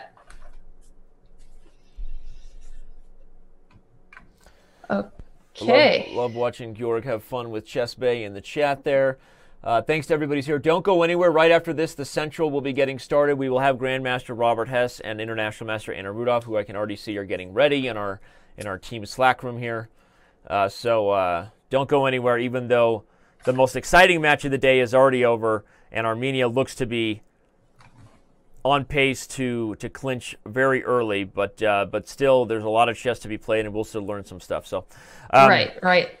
All right, Melkumian poking at both sides of the board, which is the way you break this position down. When somebody is completely tied down, but they've also blockaded, you got to create a new weakness, create something else for them to protect, so that that blockade can be broken. And I love this idea of b4, opening up the c file and threatening new inroads. So that's exactly what. Yep, this is a classic textbook on what to do when you have an advantage and the position's slightly blocked up. Absolutely. All right. Someone asked, why didn't Armenia get Aronian? Probably because he's playing the candidates right now. That's true. Aronian has had his mind on something else this year. I know we need to talk about getting his priorities straight. I can tell you, I can say it now because it won't happen, but I can tell you there were several teams courting Levon Aronian to join. There were several teams courting Vishy Anand, who eventually went with one of his home teams, which is great. We love that. And I can tell that Levon Aronian had offers from several teams, including some that aren't in the playoffs, who would have really have enjoyed the services of Levon. And they were offering pretty good money. So I think that the future of the Pro Chess League serving as a way that, some of the top talents on the planet are courted and, hired as hired guns, mercenaries, if you will. It will be a fun way to see when you have someone like Aronian maybe playing for some team like the Chess Bras or something, So yeah, that would be crazy. But Aronian had a lot of offers. I think he already had his eyes set on his preparation for the candidates, and that's why he's not playing. That makes sense. He obviously, if you're trying to have a chance for the world championship title, we understand that this time. Forgiven. A5. What a nice move. Here comes Rook C6. You could play Rook C6. Rook C6, that's what I was thinking as well. Nice intermittent move here. Yeah, this is tough. Ladva's got his work cut out for him. Again, he's playing against the stronger opponent in Melkumian, but also just sort of being worked on both sides of the board. This is painful. It's painful to watch. Let's go back to the other game. All right. You want to go back to the nice Andreassian is okay. Doing his best. Can you do anything with that passed A-pawn? I think that Borachovsky is threatening the A-pawn, so I'm expecting Andreassian to just give up the bishop now and not even try to go further. He's not in a position where, not in any risk of losing. The only question is whether he's calculated, okay, he thinks he can stop it with the knight coming to B3. Right, because after A3, he can just play knight B3. It's risky, though, because after A3, knight B3, there won't be an obvious way to ever get this pawn back. I think he should play A2, and now if this knight could just be deflected, something like knight D3, knight C1, that was a very risky approach. I think from a match perspective, I would have looked at it and just given up the bishop for the pawn and secured the draw. Right. That's true. I guess he could be thinking about the rest of the team and just. But what's funny is he played C5 and look at that accurate calculation. I'm saying this sort of from a practical perspective. It makes me nervous when my opponent has a pawn on A2, but actually there's no way for the knight to get there. The bishop on B5 holds every entry point, and so the knight's going to do a whole long dance of relocating, but he's not going to have time. Where is he trying? Knight C3. It's knight C3, knight B1, knight D2, but it's too slow. It's possible the likely result is still a draw, but this was definitely well calculated by Andreassian to go for this. Right, and it's easier to secure a draw when you're in a better position, so at least there's that angle. I remember when doing preparation and people would occasionally try to play for a draw because it would let them get a championship title. You still have to have the mindset of playing for a win. Otherwise, you just get in worse positions. Yeah, and I think that's true, especially at the start. I think later in the game, You want to be careful not to, when, you know, if a position's a draw, sometimes you got to take the draw or whatever. But I think in this case, he just calculated well enough to know that he could afford to play this way. And I think he's going to end up winning because he's practically mating Borachovsky now. Wow, look at that. He allows the queen and has knight e6 check, d7 check, and queening on d8. It's just crazy. I love this line, knight to d4. Andreasen this is awesome to not be afraid of your opponent promoting a queen before you. Absolutely. No, crazy stuff. And if Borachovsky's under 20 seconds now too. Yeah, he doesn't have a time. Okay, but now he's just I think it's going to be straightforward. The knight can go to c6. And then maybe it's not as straightforward as I thought. Where's the win? Because if he goes knight c6, he can't play d7 right away. Where's the win? Oh, knight c6 still being played. He can't play d7 check and then just take a5. Oh, okay. Right. Good point. Good enough. Yeah. Well, this was a very accurately played endgame from Andreasen. Yeah. Great technique. And now he's going to put it away. Maybe black will try to sacrifice the knight for the pawn and force Andreasen to show the knight and bishop mate with a bishop and a knight. No. That'll be a fun, yeah, it'll be fun. I'm glad we're seeing this. I mean, it should be pretty straightforward. Right. Not hard for grandmasters of this level, but wait, I thought king b2 trapped the knight. That's like, I thought king b2 trapped the knight, but he would have had knight b3.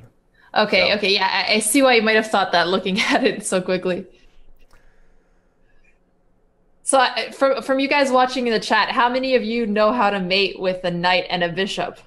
Yeah, exactly. I think probably not enough is the answer, but the basic idea is you want the knight operating on the same color square as the bishop because then it guards the opposite color square. Here there is, okay, he's doing it on the side of the board. Knight there coming into c4 is going to hold this dark square.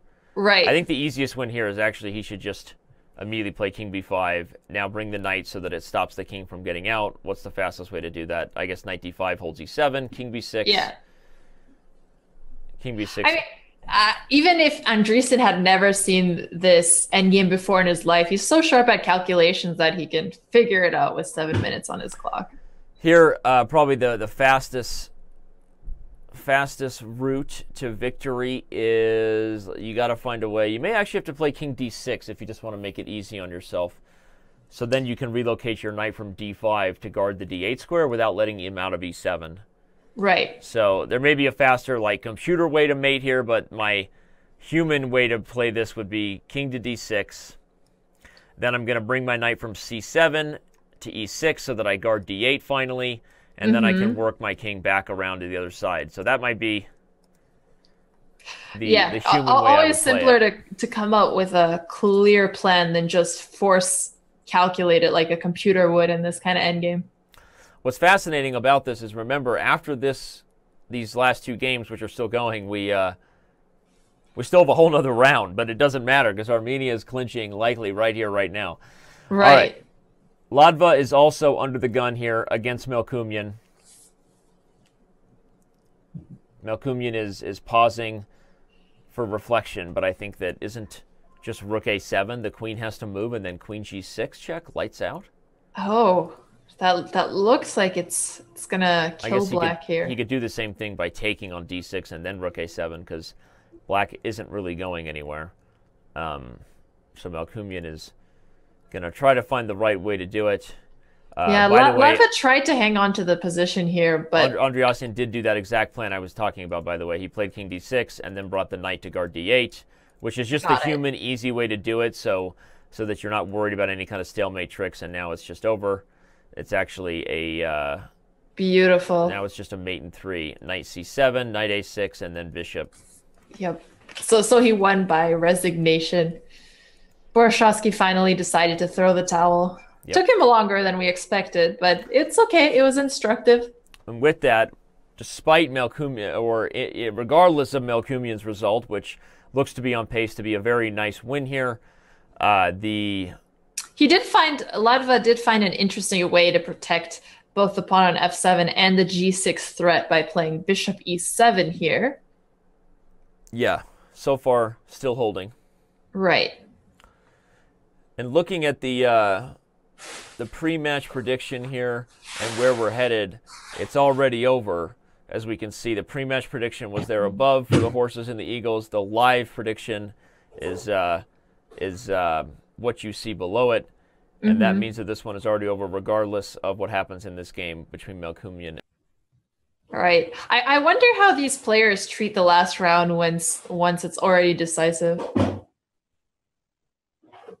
Probably just try and play their best chess. Queen f6 here. Okay, obviously Latva is trying to trade off pieces here. That would be his dream because then he'd get rid of all of White's attacking pressure.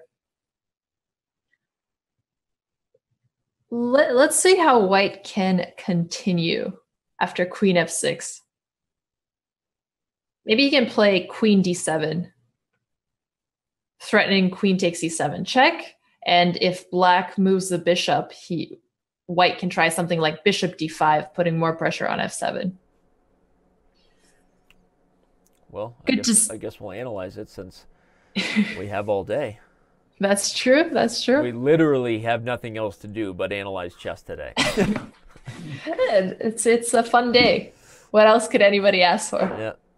All right, well, he is defending. Latva is defending, so you got to give him credit there, given that he was he's been under this opposite code bishop grind for the last 10 minutes, but also down on time, and now he's managed to at least make it even on the clock. But okay, this was a nice find, bishop f5. One idea is to play queen up to d5, f3 so the f2 pawn is guarded, and then bishop e6 maybe. Just getting harder and harder for Black to defend if he has no time, but he's doing so. Right. He's doing so, and they both have, about 20 seconds on the clock. So It's pretty admirable that Latva is still somehow holding this position. Although not for long. It's nice, though, because if White moves his bishop, then f2 is hanging. So he is putting... he's still holding. He is creating some type of counterplay here. Yeah, he's holding, and even now I think he can sit tight. Ooh, did he miss rook c6? He missed rook c6. Yeah, White, as time expires, he blunders and traps his own queen. Just in time for me to give the commentators jinx. That he had survived for a while, and he was doing so for a while, little and that's time. Frustrating because with it, not to say that they had any match chances, because they didn't. The match was already over, but it would have been a nice consolation prize for Latva. Yeah, to find a way to hold that one. This is going to be rook takes f2. No, but he loses a piece. Oh, if right, he loses not the enough bishop time. And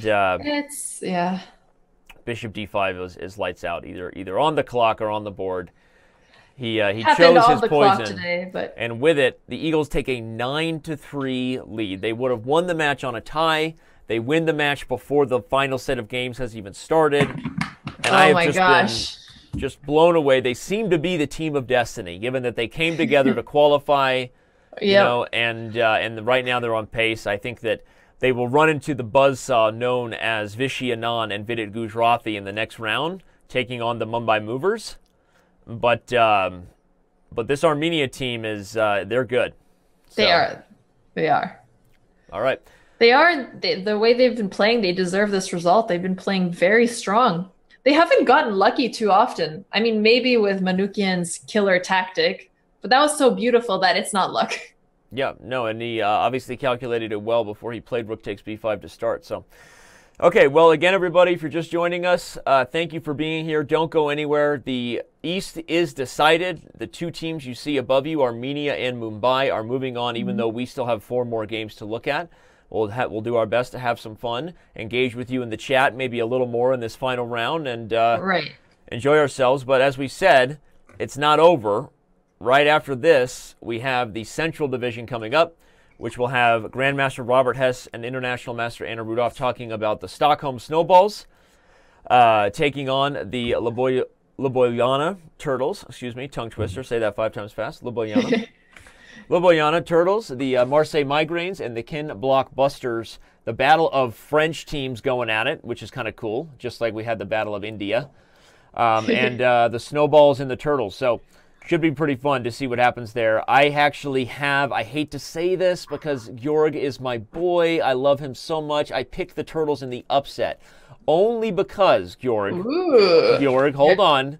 Georg, before you end our relationship, here's the thing. I picked them because it gives me 5 points. You guys are the heavy favorite, so I would only get 2 points for picking you. I get more bonus points for going with the upset.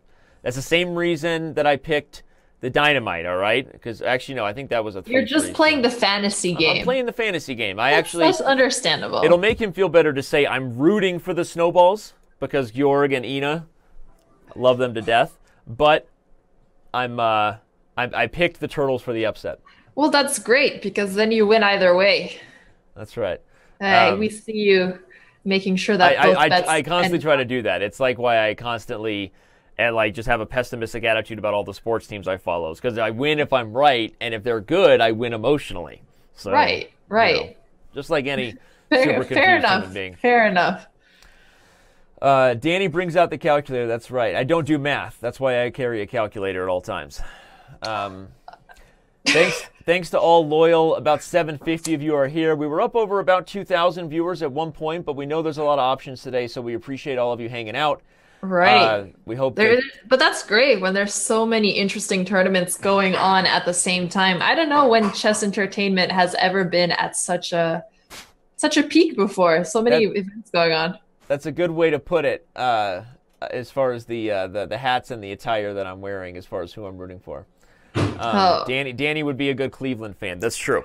I'd be or a good I would say New England fan, but they win all the time. Although they are just generally miserable most of the time about their sports. So sorry, you're a pretty big sports fan too, not just. Not really. Well, when you get tired of the mental sport, you switch to other games, right? Yeah. I follow sports, but I don't consider myself a fan like that. Got it. Oh, Chess Bay is saying she made a bet on the last selection for the same reason. Yeah. So I think a lot of people did Chess that. Bay. Well, we're still waiting here for the last round between the Eagles and the Horses to get underway, although at this point we can already tell you, as you see in the results above us, it's over. The Horses have been eliminated. Congratulations to them just for getting here. Obviously, right. It was they were up against it last week. I don't know if you followed it closely, Alexandra, but they went, pretty sure they went 3.5 out of 4 in the last round just to come back and tie the match. I mean, they were eliminated. Yeah, they had an incredible comeback, yeah. So they deserved to be playing this round. And you know, they can still try and finish strong in the last round. Obviously, it's not decisive anymore, but it's kind of like when you're betting for the opposite team, they'll feel a little bit better if they finish well in the last round. Yep. Well, we're going to have some fun analyzing the games, maybe get some instruction out of it for all of you fans that are here to learn something. For those of you who aren't here to learn, I understand that as well, whatever you're into. Do you expect them to play slightly different now that there are no stakes? Maybe. I don't know. I mean, I think the gloves come off a little. I guess the pressure's off, right? The pressure is off. So. And nope, you guys asking in the chat, it's not over yet. There's one more round coming up, but the result is already decided for the Armenian Eagles winning this match. That's right. And still waiting on those last round games to get started here. I like the comment from Sim Devando. My dad once told me chess is a game of patience. Then I showed him Blitz and he almost got a heart attack. That's true. Online chess, rapid chess makes it a lot more exciting to watch. It is. Well, it's a different tempo. I think that the classical chess is where the highest quality games are still played. No denying it. Obviously, right now when you look at the candidates, it's in many ways to me the candidates is more exciting than the World Championship because you have so many of the world's best, not just one or two, and they're all using the same level of preparation that they would in the World Championship match, right? There's no point in holding anything back. You got to get there first. Yeah. So I think it's so close to perfection. Like the smallest mistakes will go punished. For those of you who didn't see Grandmaster Robert Hess's video analysis of the Instant Classic yesterday, between Aronian and Kramnik. You have to check out that video. It's awesome. So yeah, Hess always does good commentary. It looks like Andreassian offered a draw on move 1. What? Against so they Ladva. definitely are playing differently here. They are playing differently. Ladva, not interested in the draw, says, well, you know what? I'm here to play. I don't care if my team has been eliminated, so that's good. I mean, and when you offer a draw in the first game, it probably motivates your opponent even more because they know you don't care as much about what happens. There will be a small break after the finish of the games between the Eagles and the Horses, but not much, believe it or not. This is a much tighter schedule here in the playoffs than we've had during the regular season. For those of you who followed the whole thing, you know that sometimes there could be as much as 10, 15, even 20 minutes between one division and another. But here we purposely packed the games closer together, so don't go anywhere. Literally right, one of these games goes to the max. Then pretty much right after the Eagles and Horses finish, you will see games between the Snowballs and the Turtles starting. So, right, because you guys probably have not had enough chess yet today. That's right. No, not even close. They got like 15 hours ahead of them. I'm gonna go get some lunch after this. I'm gonna take a break, but everyone else is gonna be here watching the Snowballs. All right. Well, we've got this game between Ladva and Andreassian. We also have the game going down between the two board 4s. Before this match, we predicted how crucial this could be. A couple of underrated, overperforming board 4s, but right now it doesn't really matter for the match standings, but still be fun to see who gets the better of this one. Right. I mean, obviously, Manoukian has performed better this round, but since Sander has had some pretty rough rounds, I'm sure he's motivated to get a good score in this last game. At least he's not playing another GM. Yep. Checking on the chat. Chess Bay holding it down. Other fans here. If you're 2 weeks too slow, saying I would watch this forever. That's great because today there's going to be so much chess commentary. We appreciate it, and yes, we do. Make sure you follow the Pro Chess League Twitch channel here if you haven't already, so that you are reminded in future cases where we have too much chess going on. We got official events at the Chess.com main channels. You won't miss anything over here because you're already following the Pro Chess League channel. So do that. Oh, and IRL Binky asked where he can find the Hess video. If you go to Chess.com's homepage, it's right there. Yeah, it's you guys literally should definitely headlined check on the it out. homepage. Yeah, check it out. Yeah. All right, we've also got the game going on between Gregorian and Elvis. Another weird one. Another early H5. Again, early H5. GMs Love it. don't care about what's happening to their king this early on. Nope. You know, it inspires us to do the same, except it just doesn't work out as well when I try to do this kind of position. You can see that Gregorian also offered Elvis an early draw. I think that the Eagles maybe viewed it as they were giving Estonia a mercy draw, or I don't know what they thought. But for the fans, we appreciate that Estonia, despite losing the match, has the most fighting spirit here. So let's give Estonia a clap, shall we? That we don't want to sit here for 20 minutes where Alexandra and I just read chat. Right? We want some games to look at. So the Horses are declining draws and making the Armenia Eagles play on, despite the fact that they've already lost the match. So, yeah. All right. Yeah. Well, I'm looking for our most interesting affair. We also have this one going on between Borochovsky and Melkumian. Okay.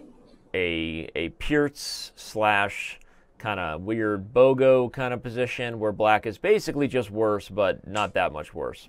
Mm-hmm.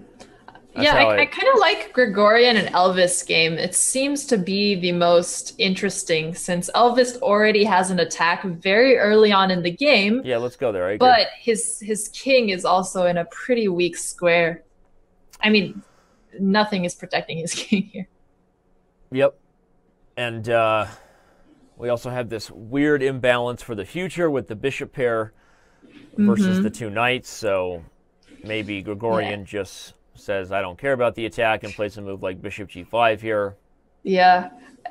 I know this isn't fair, but it feels a little bit like the Sparta War, where the warriors are just running forward because what do they have to lose? Right. It reminds me a little bit of what Elvis is doing here. Here we go. The nothing to lose bonsai spirit. That's what we got. But how does he continue his attack? The problem is his king is actually probably just as big of a problem here on e8 as white's king is on g1. Exactly. Okay, he Okay, he takes, just takes on g3. and he can play queen d7 here, which at the very least Right. pokes at the idea that you might sacrifice the rook on h1 for a draw. After the Or king. maybe queen d7 and he's threatening to castle and then place his queen on h3. Yeah, yeah. So But queen, after queen d7, if queen, no, g4 looks like it's a bad idea because of knight takes g4. no, I like that move actually. If queen Oh wait, d7, after g4, queen d7, can't white just play bishop f5 queen d7, bishop f5. Ooh, right away? yeah, that's Because a the knight problem. can't take, it's pinned. If the queen takes e7 mate. Yeah, that's a problem. So that's exactly why Elvis hasn't played it yet. He's trying to come up with a more creative solution. Right. Other than queen d6 looks like, hey, I kind of just want to trade off queens and get rid of the pressure on the e file. Oh, but bishop b5. Oh man, I don't like Elvis' position here. The more I look into it, the less I like. Eric Davis, 1234, is asking when the next round starts. It'll start immediately after the Yep. stream ends. So if you stay on, you'll be able to see the next match. And as far as total time, that's probably about a half an hour away right now. Little over a half an hour, given that they were designed to be back to back. But Right. that assumes these games go the distance. So the rounds, the playoff battles between the top 4 teams from the Central Division will start in about a half an hour. We have.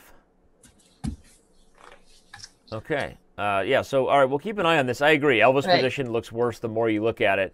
Yeah, let's look at some other positions here. Manukian is just up a pawn, but Sander has the bishop pair. Yeah, but it's a healthy pawn.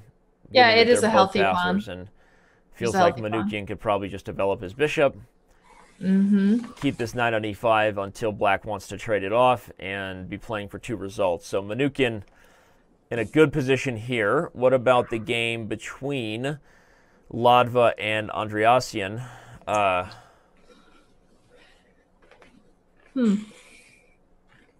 Nothing decisive yet. Obviously, there's imbalances in the position already, where black has the open A file and a slightly better position pieces, in my opinion, except he has a weak pawn on c6. Yeah, and the question to me is whether white will try for e4, which opens the position for the bishop on g2 and maybe even opens up more attacking chances to c6. But the problem in doing that, anytime you go for e4, you risk the structure change, and that means you're strapped with an isolated d-pawn. So, okay, he doesn't want to do that. He plays e3, going to go for a slower approach on the queen side, either double on the b file or move this knight from c3 so that the c1 square can be used. Right. Okay, rook d b1. So white decided not to open up the position here and just sit tight. Just sit tight, play on the open file. Yeah, white's better, I think, if you can play bishop. I don't know who's better here. I mean, I think that white has the better long-term chances again because the c6 pawn is weak, and because with the c6 pawn comes the d5 pawn, which is weak, and that's already sitting on a light square. So black has to kind of hold on to these squares, e4 and c4, and kind of just sit tight and make sure that white doesn't get any obvious ways in. Right. Well, maybe we should check out another game and then come back to this one. Boroshovsky versus Melkumian looks pretty interesting. Yeah, I'm there now. All right. Pawn on Bishop c6. d5 was just played by Boroshovsky here. I like it a lot, actually. I do too. What can you not like about a nice pass pawn on c6? Yeah, no, that's a healthy looking pawn right there. Ooh. Bring the knight on b5. Yeah. Knight to b5, then bring the rook to b1. This could be a really bad game here for Melkumian. Again, maybe Armenia losing a bit of their edge here, given that the match is already over. But at this point, yeah, at this point, it doesn't seem like. No, this looks much better for white. All right.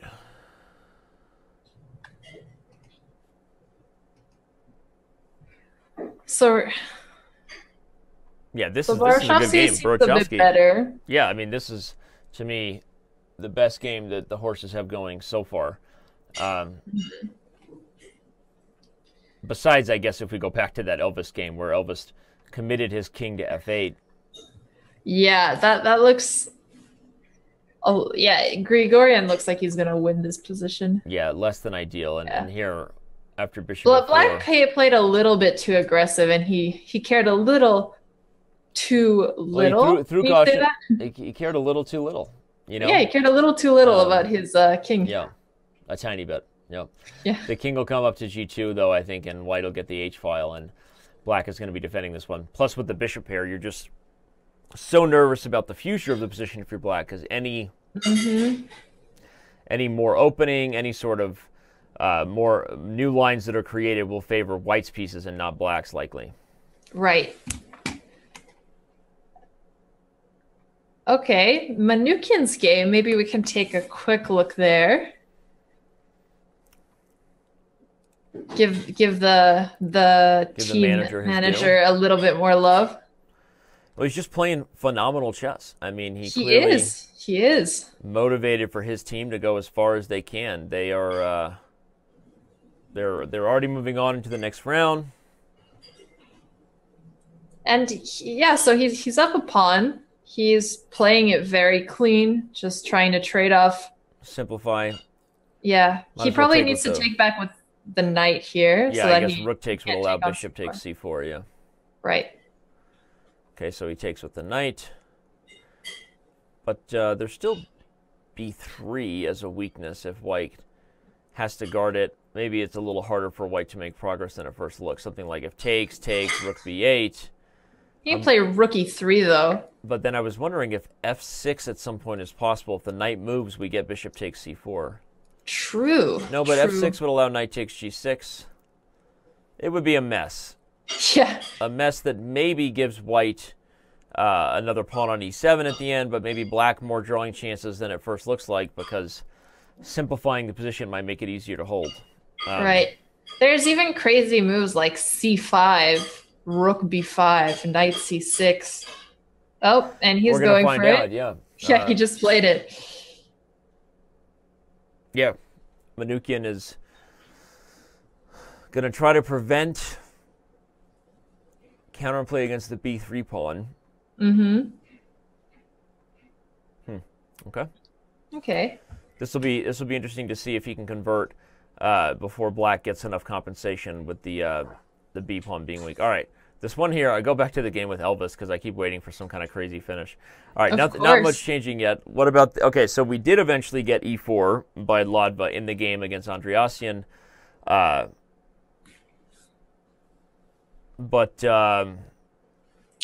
not sure it's still unclear. Still unclear. I still like white from the perspective that I think c6 falls before d4.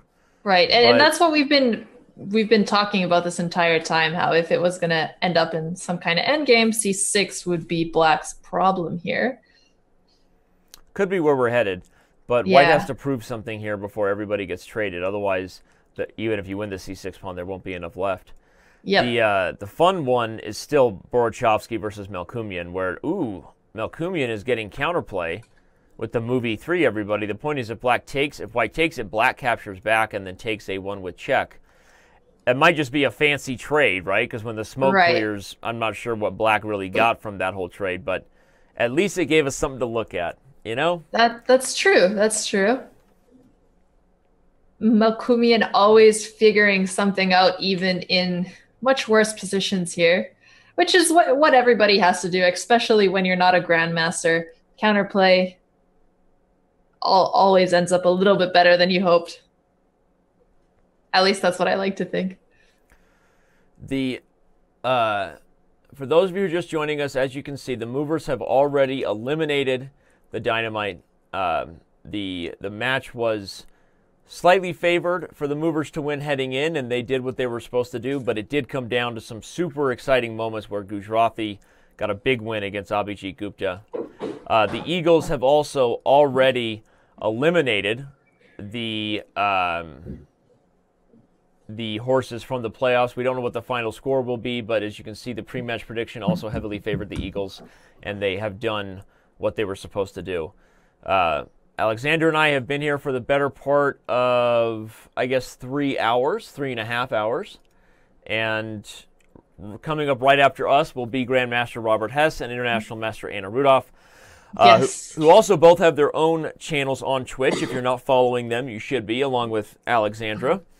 Thank you, Danny. The pretty much every commentator in the Pro Chess League has their own portal, so make sure if you ever find a host you like, go ahead and follow their personal Twitch channel and stay tuned for more.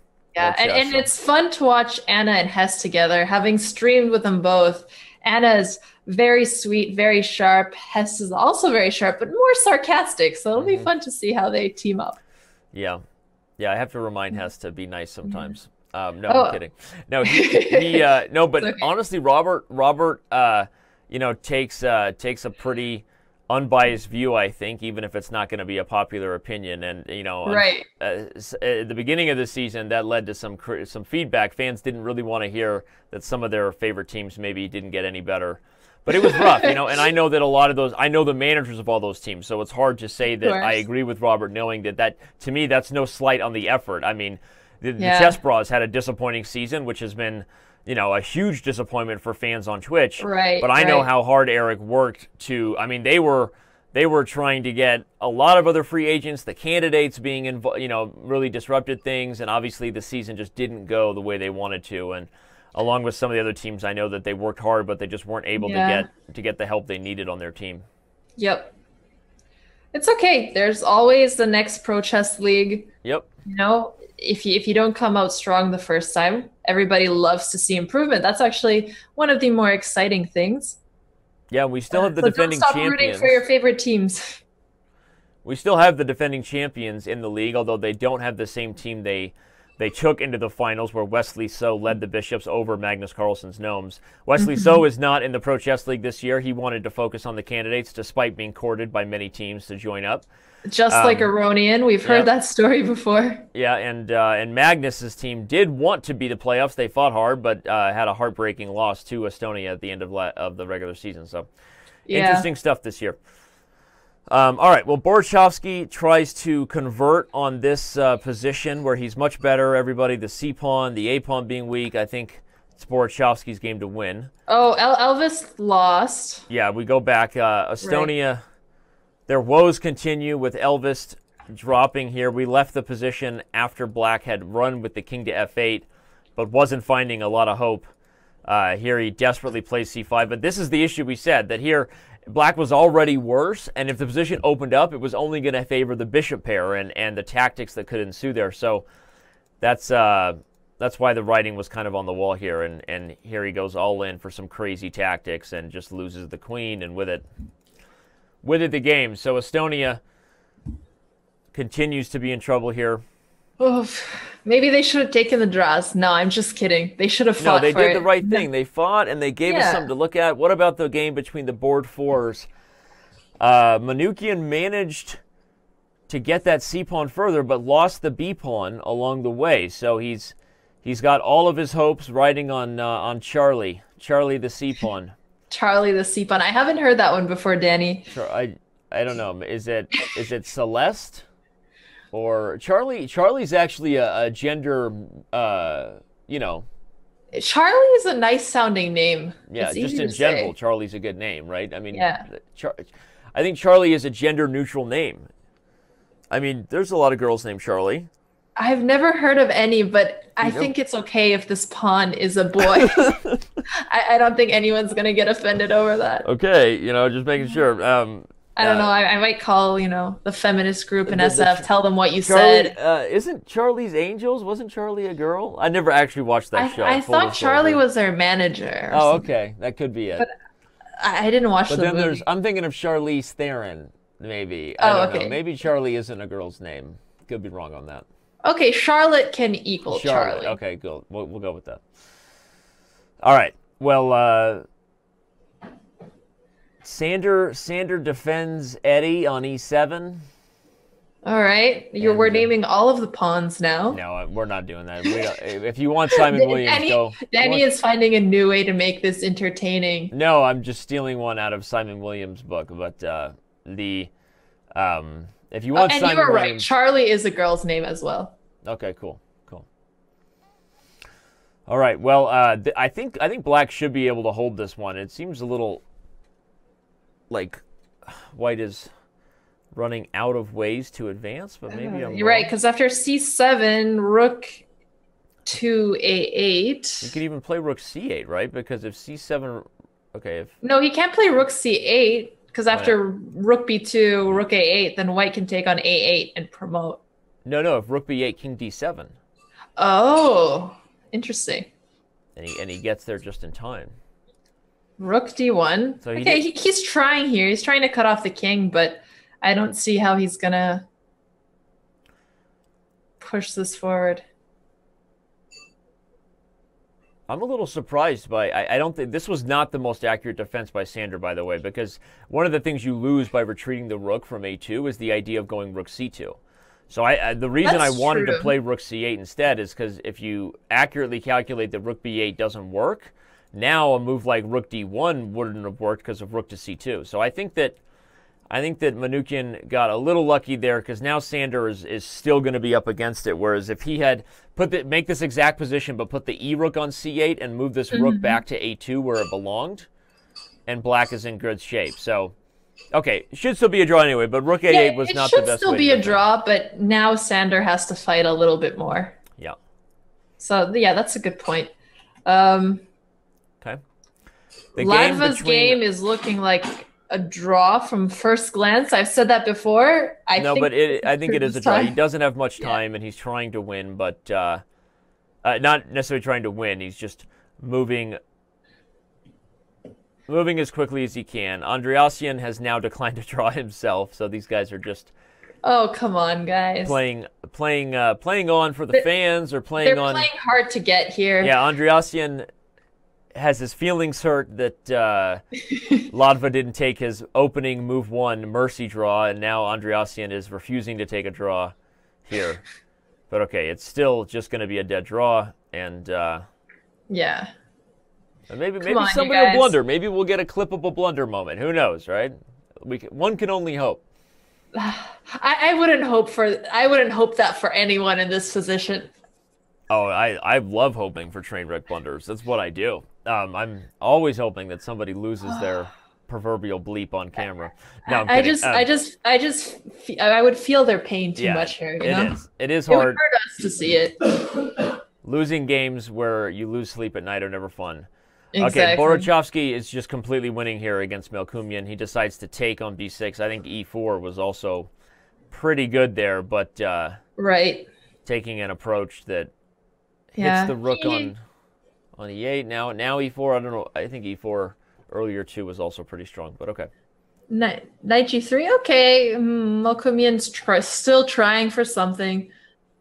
But I don't think White has to take the knight there. No, I think Maybe king bishop h2. takes h3 is a threat. You're right. King h2. Yeah, I think king h2 puts a stop on bishop h3 attacks. And I guess Black will play knight h5, and there's still some outside chances of a kingside attack. Yeah, I think Melkumian will play knight h5. There's outside chances, but White should just be fine. I mean, I guess if White's really worried, you could play moves like knight f1, but maybe just be aggressive. Moves like e5, open up the queen along the fourth rank.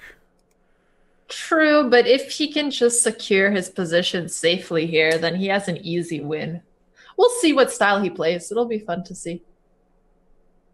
Okay, the game between Andreassian and Latva is still going. Oh, it is. Come on, guy. They'll keep going here for a while.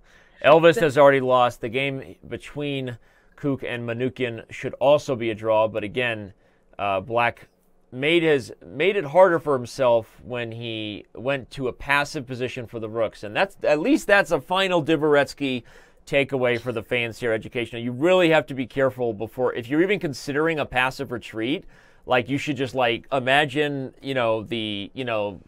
Imagine the ghost of Dvoretsky just smacking you across the head or something. Something that you can never forget, okay? So that you don't do it. I can tell that you taught chess before. Yeah. Or that I was... More probably that I was taught chess by abusive Russians, yes. No, but the point is, like, there's certain little alarm clocks you want to have where sometimes, okay, you do have to break it, but your first, second, and third instinct should be to not, right? And that really pushes you, I think, to calculate more accurately. And sometimes we don't find things like King D7, the idea, because we don't emphasize that we need the rook active, so we settle. But if you know that that's wrong, then you actually push yourself and calculate and find it. So anyway, that'll be my last. I promise I won't try to be a chess teacher ever again during this show. No, I think that was good, because exactly what I did was I miscalculated and I thought rook C8 was forced. That being said, I should have taken more time on that. Well, he's still going to have a draw. But again, like this isn't, I mean, you're a blunder away because your king is so stuck on F7 and G6 is hitting. Yeah. If white plays, let's say I play King D4. Like, yeah, he goes king for D4, it. Yeah, that's what he's doing. I think if he brings the king around, it's just not easy whenever you put your rook in front of the pawn there. So I'm still cheering for Manukyan here. He has been incredible this match and the entire tournament. I want to see him finish strong. Yeah. I don't know, Frank Rutten. I don't know if I don't know how to answer that. Oh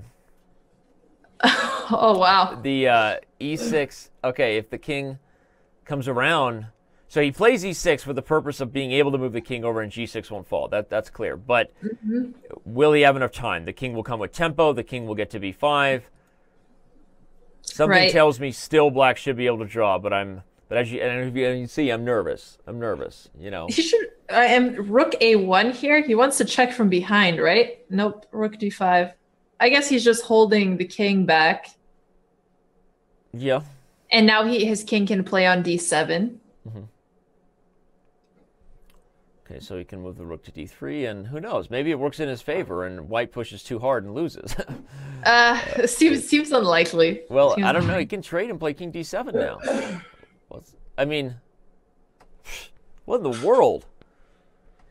Okay. He's gonna take and play King D7 and. Uh-oh. Okay. Same thing. Is it still a draw? Because what happens after he trades rooks? No, obviously, black is up rooks, a pawn here. Black wins because even after you get like a position with the pawn on F4, black can sack the E pawn and then play King E6, and white will be. I think white will get put in a zugzwang. But okay, just making like a general observation about what could be the future, but we'd have to. Yeah, it could be wrong depending on how it happens. But the point is, I worry about lines like this. Rook C7, here's how it happens. Rook C7, King C7, King C5, King D7, and if King D4, King D6, eventually black is going to get E5.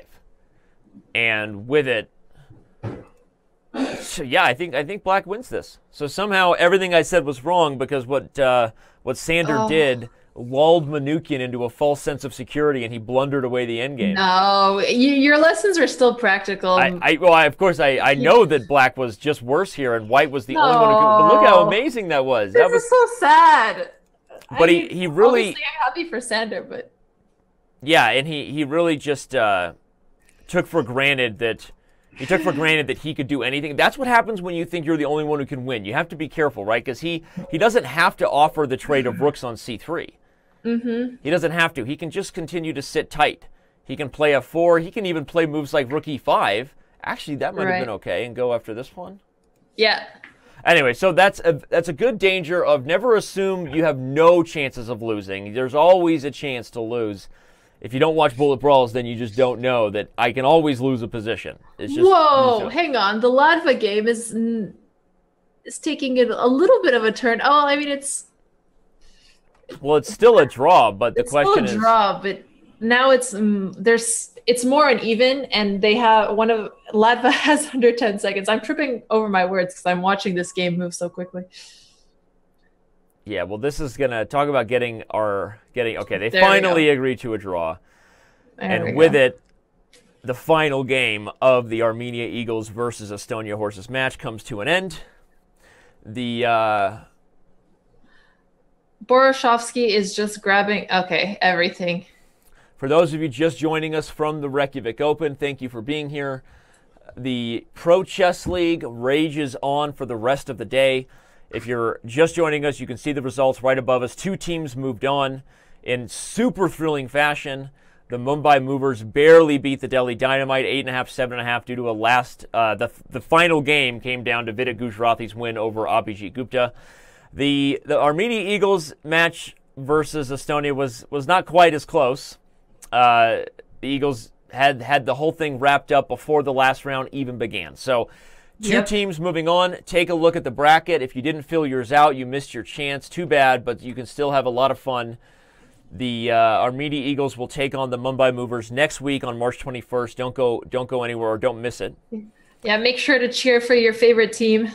Make sure to cheer for your favorite team. Everybody who's hanging out at the Twitch TV/Pro Chess League chat or just joining us, make sure you follow the channel. If you didn't get a notification, that's because you weren't following the channel yet. But this is one that will only continue to grow as we have more and more chess events. Sometimes there will be events at Twitch TV/chess, and you'll find the Pro Chess League here. So. Alexandra, thanks for being here. Thanks for flying alongside me. Thanks for... Of course. Thanks for having me. And thank you, all of the teams who played today, for having such interesting games today. The games, the next matchups that'll be going down between in the Central Division will first feature, as we said, the first matchup will be the Stockholm Snowballs versus the Ljubljana Turtles, and then we have the Marseille Migraines and the Kane Blockbusters. But me and you, our work is done here, Alexandra. Grandmaster Robert Hess and International Master Anna Rudolph have just told me to get out of here. They're ready. They're ready. We wish our final congratulations to Mumbai in Armenia. They will be throwing down next week. I can't wait to have the call, Alexandra. I don't think we'll have you again until the finals in person in San Francisco. But if your schedule changes, we'll see you next week. Otherwise, we'll see you in San Fran. Yep. And thanks, everybody in the chat. Liam, Frank, Liquidator, Chesky, Chessbay, Sim, just shouting everybody out who just commented. And everybody in general, thank you for watching. And don't go anywhere. You'll see the BRB banner for just a second. But I promise Robert and Anna will be with you momentarily. Goodbye. See you.